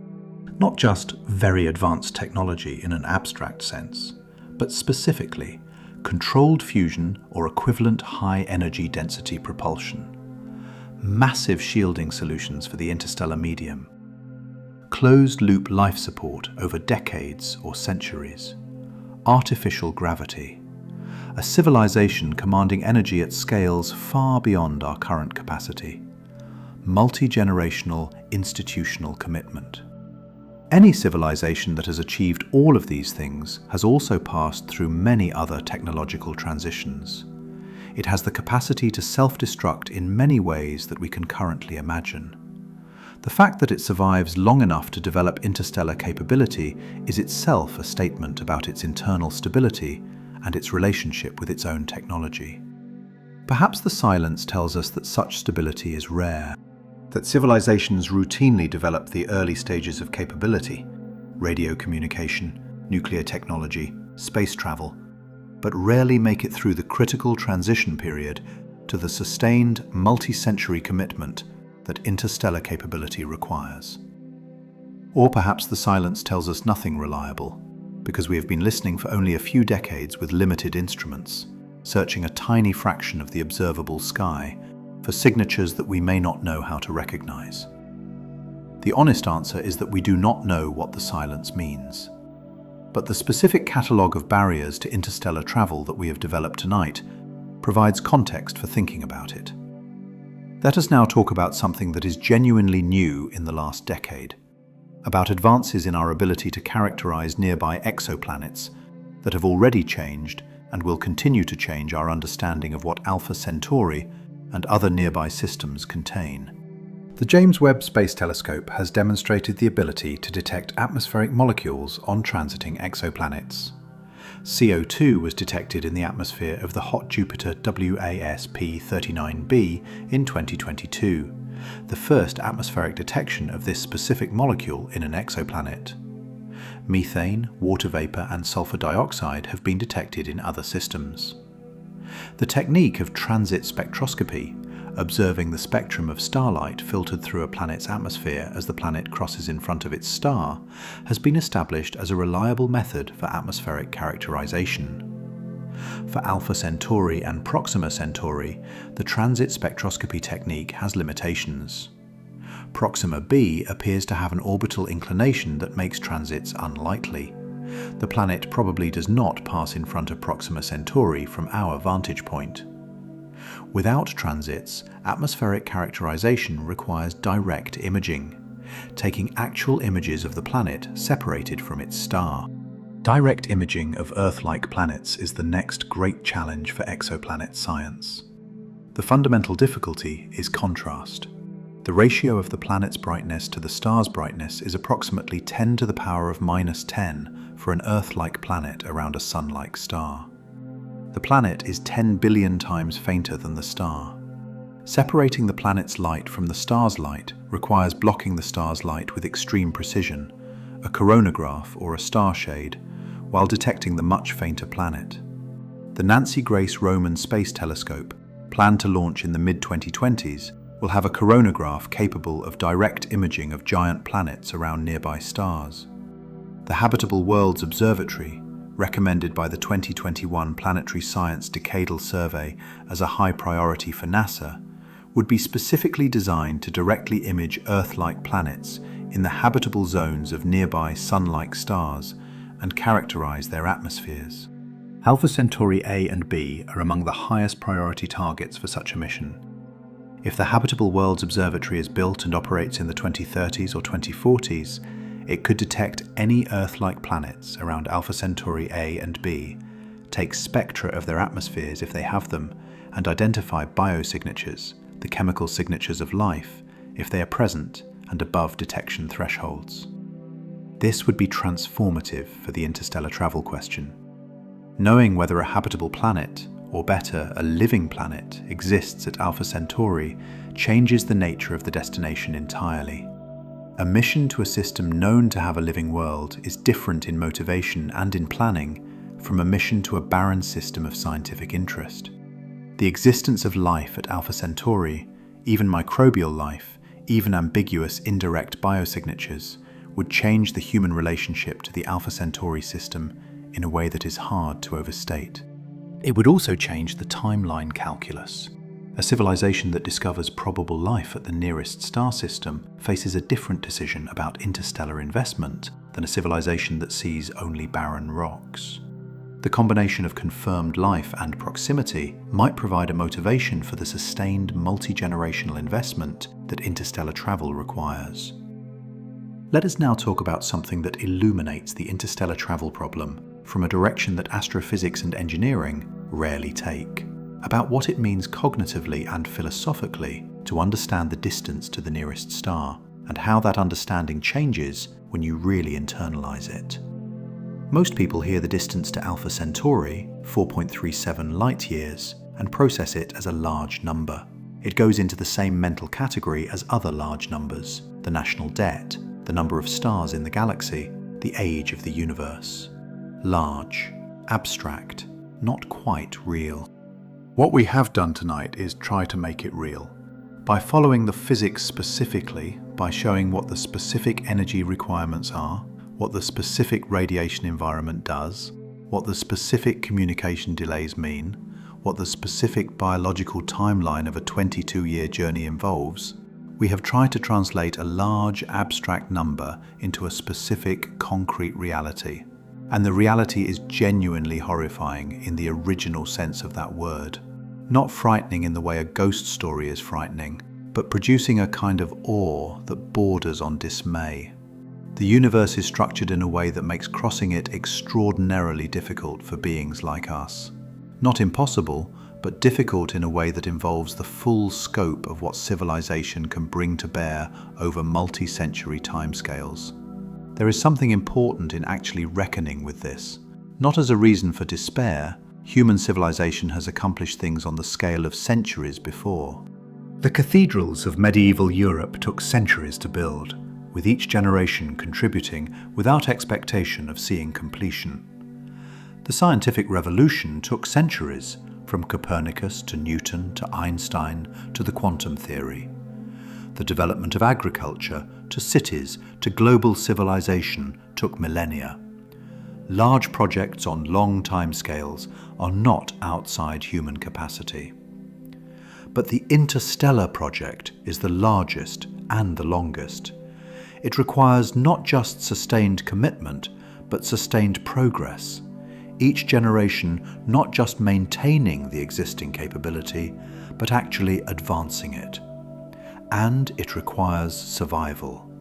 The civilization must not only commit to the project, but must actually survive long enough to complete it. The honest reckoning with the difficulty of interstellar travel is therefore also a reckoning with what kind of civilization we need to become. Not just technologically capable, though that is necessary, but stable, persistent, oriented toward goals beyond the immediate term. Able to sustain commitment to a project whose completion no living person can expect to see. This is different from the civilization we currently are in specific, measurable ways. Our political systems rarely plan beyond election cycles. Our economic systems heavily discount the future. Our scientific funding operates on grant cycles of a few years. Our institutional memory is imperfect. Programs are cancelled, expertise is lost, directions are changed. Becoming an interstellar civilization requires becoming a civilization that can think on timescales of centuries. Not all of the time, most of life can remain oriented to the immediate. But in the specific domain of the largest scale technological projects, the civilization must be able to maintain commitment and progress across time. Whether we can do that is not determined by physics. It is determined by choices, by what we choose to value, to fund, to institutionalize, to protect from the short-term thinking that tends to dominate when it is allowed to. These are the most important questions for the interstellar future. Not which propulsion system to use, or how to shield against cosmic rays, or whether to use a generation ship or time dilation. Those are engineering questions that will eventually be answered when the right resources and knowledge are brought to bear. The prior question is whether we build the kind of civilization that actually does that work. Let us now talk about something concrete and near-term, about the specific scientific and exploratory activities that will most directly advance our understanding of interstellar travel over the next few decades, and how to think about progress in a domain where the destination is centuries away. The most directly relevant near-term work is astronomical characterization of nearby systems. Every improvement in our understanding of what exists at Alpha Centauri, whether there are habitable planets, what their atmospheres contain, whether there are signatures of life, directly informs the motivation and planning for any eventual interstellar mission. The Habitable Worlds Observatory is the most important single-planned mission in this category. Bringing it to fruition is both scientifically valuable and directly relevant to interstellar planning. Fusion energy development is the second most important. If controlled fusion is achieved at practical scale within the next few decades, which is possible, though not certain, it transforms the energy landscape for civilization and opens doors to propulsion technologies that are currently inaccessible. Every dollar invested in fusion research is a dollar invested in the foundation of future interstellar propulsion. Long-duration spaceflight research, particularly the biology and psychology of extended isolation, directly generates knowledge needed for interstellar mission design. The planned Lunar Gateway, future Mars missions, any long-duration deep space habitat. All of these will teach us things about what happens to human beings over multi-year isolated missions that we currently can only extrapolate. Some of what we learn may change our assessment of which crewed interstellar mission architectures are viable.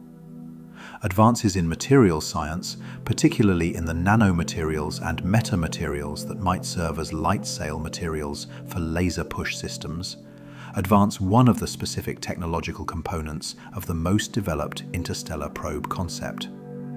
The specific material requirements for a Starshot-type sail do not exist today. Progress toward them is real, but slow. Artificial intelligence and autonomous systems development is increasingly relevant. A probe launched toward Alpha Centauri, whether crewed or uncrewed, must operate with substantial autonomy given the communication delays. An uncrewed Starship traversing 4.37 light-years and executing science observations at Alpha Centauri must do so with essentially zero real-time guidance from Earth. The AI and autonomous systems required for this capability are under development for Earth applications, but would need to be substantially more capable and more reliable to serve the interstellar role. All of these are areas of active current investment for reasons completely independent of interstellar travel. Fusion is being developed for energy. Long-duration spaceflight is being developed for the Moon and Mars. Materials science is advancing, driven by countless industrial applications. Artificial intelligence is advancing, driven by commercial applications. The interstellar application is not the primary driver of any of this work. This is actually healthy. The foundation for interstellar capability is being built by activities that are justified on their own terms for nearer-term applications. The interstellar mission benefits from this work without needing to be its primary justification. The path forward does not require convincing anyone to fund multi-century projects explicitly. It requires the more tractable task of continuing to do good science and engineering for the nearer-term reasons that already motivate it, while occasionally stepping back to see how the pieces fit together in the much longer arc. Let us now talk about something that has been implicit throughout our discussion, but that deserves explicit statement, about what makes the Alpha Centauri problem specifically different from every other hard problem humanity has ever faced. Every hard problem that human civilization has faced has been a problem within reach of the existing generation, or at most a few generations. The Manhattan Project took 3 years. The Apollo program took 8. The Human Genome Project took 13. The development of vaccines for COVID took less than a year. These are extraordinary achievements, but they are achievements measurable in years or at most decades, carried out by people who saw them begin and saw them end. The interstellar problem is different in kind. The people who solve it will not be the people who started. The people who start it cannot expect to see any part of the solution. The investment is made on behalf of generations that do not yet exist, for a goal that will be accomplished by people who cannot be named. This is genuinely new territory for human civilization. We have, in certain domains, maintained multi-generational projects, cathedral construction, the accumulation of scientific knowledge, the development of legal and political institutions. But these have been maintained through the gradual participation of each generation, with each contributing something and seeing some result. The Interstellar project requires maintaining commitment to a goal where no intermediate milestone, no partial success, no morale-sustaining achievement along the way tells the investors that they are on track. How do you maintain commitment to a goal whose first meaningful milestone, perhaps the launch of the first interstellar probe, is centuries away? The history of science gives one answer. You maintain commitment to understanding rather than to a specific application. The scientists working on fusion in 1980 did not know that their work would eventually help enable interstellar propulsion. They were working on fusion because fusion is interesting and because the physics is profound. The work accumulates over decades and eventually enables applications not imagined at the start. This suggests that the path toward interstellar capability is not a directed program aimed explicitly at the destination, but a broad-based commitment to scientific and technological progress in the relevant domains: energy, propulsion, materials, life sciences, artificial intelligence, and a periodic reassessment of how those advances change the interstellar picture. The interstellar destination provides a direction and a motivation, a reason to care about fusion power that goes beyond the immediate energy applications, a reason to care about long-duration spaceflight that goes beyond the near-term solar system missions. But it does not require a program explicitly aimed at the destination. It requires the civilization to remain scientifically and technologically alive, to keep asking questions, keep pushing capabilities, keep maintaining the institutional structures that allow knowledge to accumulate across generations. Whether we can do that is the deepest question about the interstellar future. Not whether the physics permits it, not whether the engineering can be solved, but whether we are the kind of civilization that stays alive and curious and committed long enough to do what the physics and engineering require. Let us now talk about something that connects all of this to the immediate experience of looking at Alpha Centauri in the night sky. About what it means to know all of this and then to go outside on a clear night and find the star. Alpha Centauri is not visible from most of the northern hemisphere. It is a southern sky object, visible from latitudes below approximately 29 degrees north. From the southern United States, southern Europe, and more clearly from South America, southern Africa, and Australia, it appears as a bright star in the constellation Centaurus. To the naked eye, it appears as a single point of light. The individual components, A and B, require a small telescope to separate. Combined, they form the third brightest star-like object in the night sky, after Sirius and Canopus. From Australia or South Africa or Chile on a clear night, Alpha Centauri is unmissable. Brilliant golden yellow near the Southern Cross, one of the navigational stars that sailors used for centuries to find their way across the southern oceans. Knowing what that point of light actually is, knowing that it is not one star but three, that the nearest of them is 4.24 light years away, that the light reaching your eyes left that star 4.37 years ago, that there is at least one planet orbiting one of them, that the energy required to reach it exceeds the total current output of human civilization by orders of magnitude, changes the experience of looking at it. Not unpleasantly. More like the experience of learning something true about something beautiful, and finding that the truth makes it more beautiful rather than less. The star is still what it was before you knew, but you see it differently.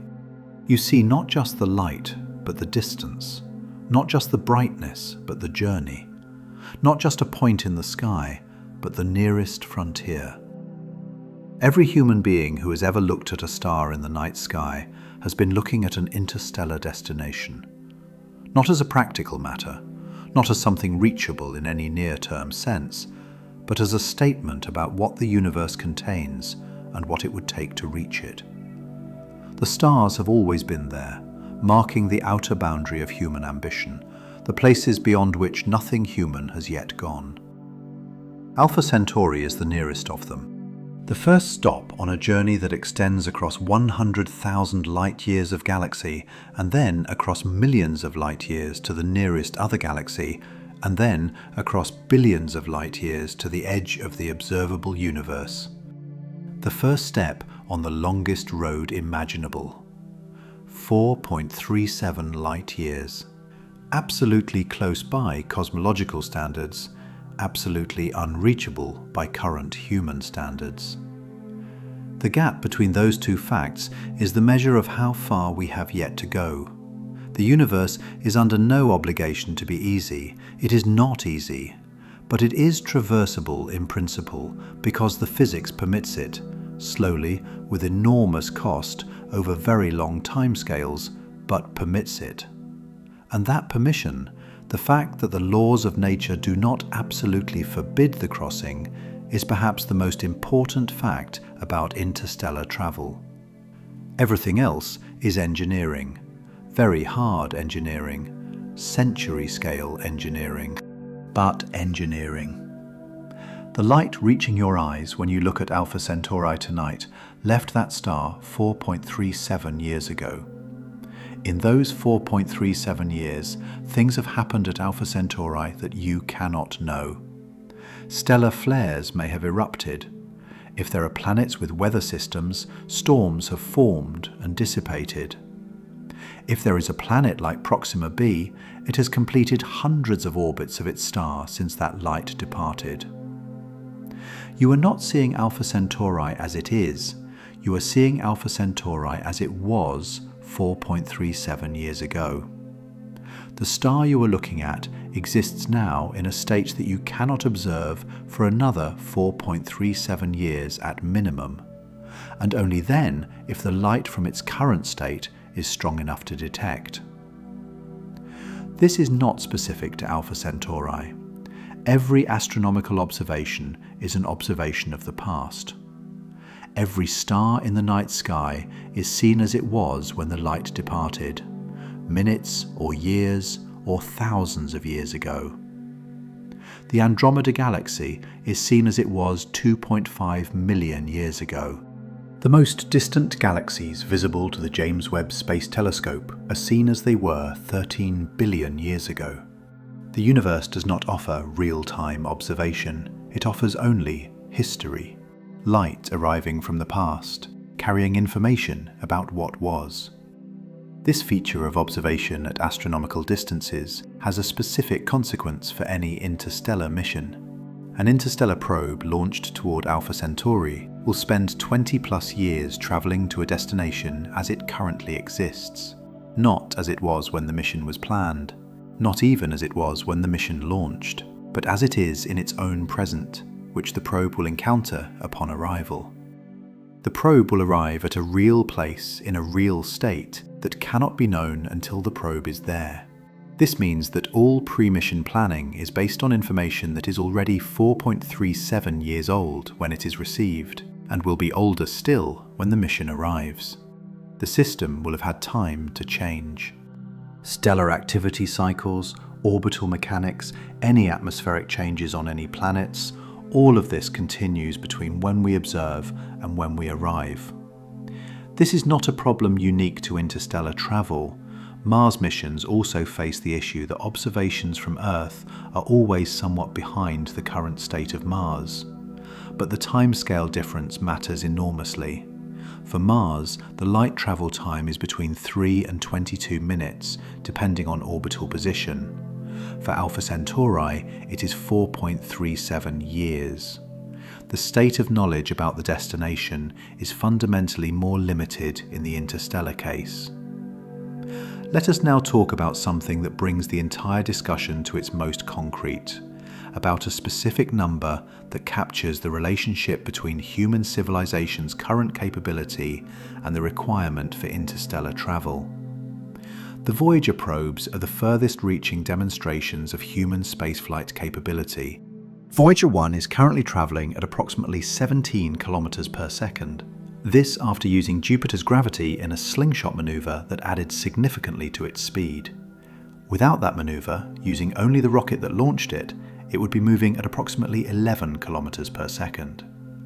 The speed of light is 299,792 kilometers per second. Voyager 1's velocity as a fraction of the speed of light, approximately 0.0057%.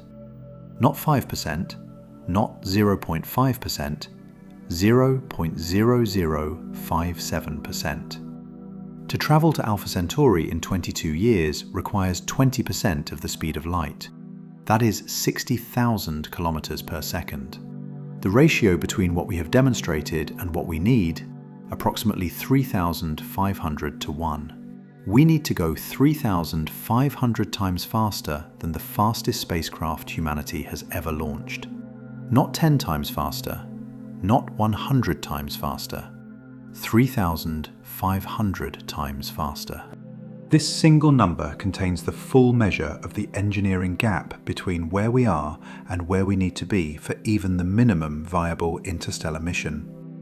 It is not a gap that engineering improvements at the margin can close. It requires different physics, different energy sources, different propulsion mechanisms, different relationships between mass, energy, and velocity.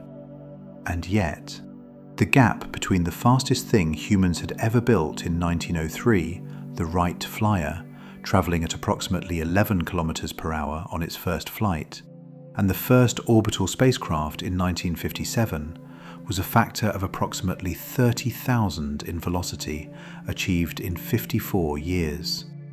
The gap between 1903 and the Voyager probes, launched 74 years later, was a factor of approximately 5,000. Human engineering, given time and resources and motivation, closes enormous gaps. Not always, not on any particular timeline, not without false starts and failures, But the pattern of the last century is that the rate of progress in propulsion technology has been extraordinary by any previous historical standard. Whether that pattern continues at a pace sufficient to close the remaining gap, whether fusion or antimatter or some currently unconceived propulsion technology is developed in the coming centuries, cannot be predicted. But the fact that the gap is 3,500 to 1 rather than infinite is itself significant. Physics permits the crossing. The gap is large, but not unbounded. 4.37 light-years, the nearest star, the universe's first challenge to any civilization that looks up and wants to go. Go outside tonight and find the Southern Cross. If you are in the Southern Hemisphere, or far enough south in the Northern Hemisphere, below roughly 29 degrees latitude, look for it low in the sky in the direction of the south. Near it, brighter than almost anything else in the night sky, is a golden yellow point of light that ancient navigators used to find their way across the southern oceans before they knew what it was. That point of light is Alpha Centauri. The light reaching your eyes right now left that star 4.37 years ago. It has been traveling for 4.37 years at 299,792 kilometers per second, the fastest anything in the universe can move, and it is only just arriving. In those 4.37 years, whatever is happening at Alpha Centauri has continued happening. Stellar flares have erupted. If there is a planet, it has completed hundreds of orbits. The universe at Alpha Centauri is in a state you cannot know, won't know, for another 4.37 years. That golden point of light is 41.3 trillion kilometers away. Our fastest spacecraft, Voyager 1, launched in 1977, moving at 17 kilometers per second after a gravity assist from Jupiter, would take approximately 73,000 years to travel that distance. A civilization of anatomically modern humans did not exist 73,000 years ago. The Toba supervolcanic eruption, which may have nearly ended the human species, was approximately 74,000 years ago. The entire span of recorded human history, every civilization, every empire, every war, every scientific discovery, every work of art, fits inside the last 5,000 years. Voyager 1 needs 15 times that just to cover the distance to the nearest star. To reach Alpha Centauri in 22 years, a human lifetime, requires traveling at 20% of the speed of light. We need to go 3,500 times faster than Voyager 1. Not incrementally faster, 3,500 times. With energy requirements that dwarf the total output of human civilization. Through a radiation environment that would destroy any spacecraft we currently know how to build, while sustaining human life in complete isolation at interstellar distances for 2 decades, while solving the deceleration problem, while solving the communication problem, while solving the biological problem of what 22 years in deep space does to a human body. Every one of these is a first-order engineering problem, not a footnote. Every one requires technology we do not have. Some require physics we do not fully understand. And yet, the universe does not forbid the crossing. The laws of physics, read carefully, do not contain a statement that says intelligent beings cannot traverse the space between stars. They contain instead a series of extraordinarily demanding constraints that make the crossing genuinely, perhaps terrifyingly hard, but not impossible. This distinction matters. The Wright Flyer covered 37 meters on its first flight in 1903. 66 years later, human beings stood on the moon. The gap between 37 meters and 384,400 kilometers, a factor of roughly 10 billion, was closed in the span of a human lifetime. Not easily, not without setbacks and failures and the deaths of people who pushed the limits, but closed. The gap remaining between us and Alpha Centauri, a factor of 3,500 in velocity, multiplied by all the other constraints, is larger than the gap between the Wright Flyer and the Moon. But it is not larger than all gaps ever closed. It is not larger than the gap between the first humans who wondered about fire and the civilizations that eventually understood nuclear physics. It is not larger than the gap between the first astronomers who mapped the stars by eye and the civilizations that built machines to detect planets around them. The gap is the measure of how much we have yet to become, not just technologically, civilizationally. A civilization that crosses interstellar distances is a civilization that has sustained commitment to a multi-century goal, that has solved its energy problems, that has learned to keep fragile humans alive in the most hostile environment imaginable for decades, that has built institutions capable of thinking on timescales longer than any political structure we have yet managed to maintain. We are not that civilization yet. We are something earlier, something with the knowledge of what is required, the beginning of the tools that might eventually provide it, and the specific kind of creature that looks at a distant point of light and feels the pull. That pull is not nothing. It is the thing that got us out of the trees, that carried the first humans across land bridges into new continents, that drove the first mariners across oceans they could not see across, that put 12 people on the Moon within 66 years of the first powered flight. The pull toward Alpha Centauri is the same pull, directed at a harder target, requiring more from us than anything we have attempted, involving timescales that dwarf individual human lives and perhaps current human institutions, but real. The nearest star is 4.37 light-years away. The light from it is ancient by human timescales, but young by cosmological ones. It has been there for approximately 4 to 5 billion years, roughly as long as our own Sun. Whatever planets it has, they have been there nearly as long. Whatever has happened on those planets, whatever chemistry, whatever geology, whatever biology, has had nearly 5 billion years to happen. We have had about 300 years of serious science and about 70 years of spaceflight. We are very early. The universe is 13.8 billion years old. Stars will continue forming and burning for trillions of years beyond that. The window in which intelligence can traverse the space between stars, if physics permits it, if civilization survives, if the engineering problems are solved, extends vastly further into the future than any of us can contemplate. We are not late, we are extraordinarily early.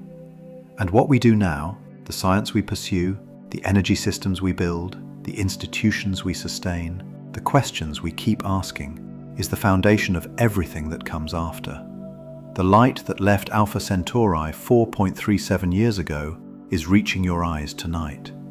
In some sense, it has been traveling to reach you specifically for all that time. Not because the universe cares about you, it does not, but because you are here and it has arrived, and for a moment, the distance between that star and this place is bridged by a photon that has been traveling through the void since before you were born. Look at it, not at a concept, not at a number, at the actual light from an actual star, 41.3 trillion kilometers away, reaching your actual eyes right now. That is Alpha Centauri. That is how far it is. That is the size of the problem. And that is what makes it worth attempting.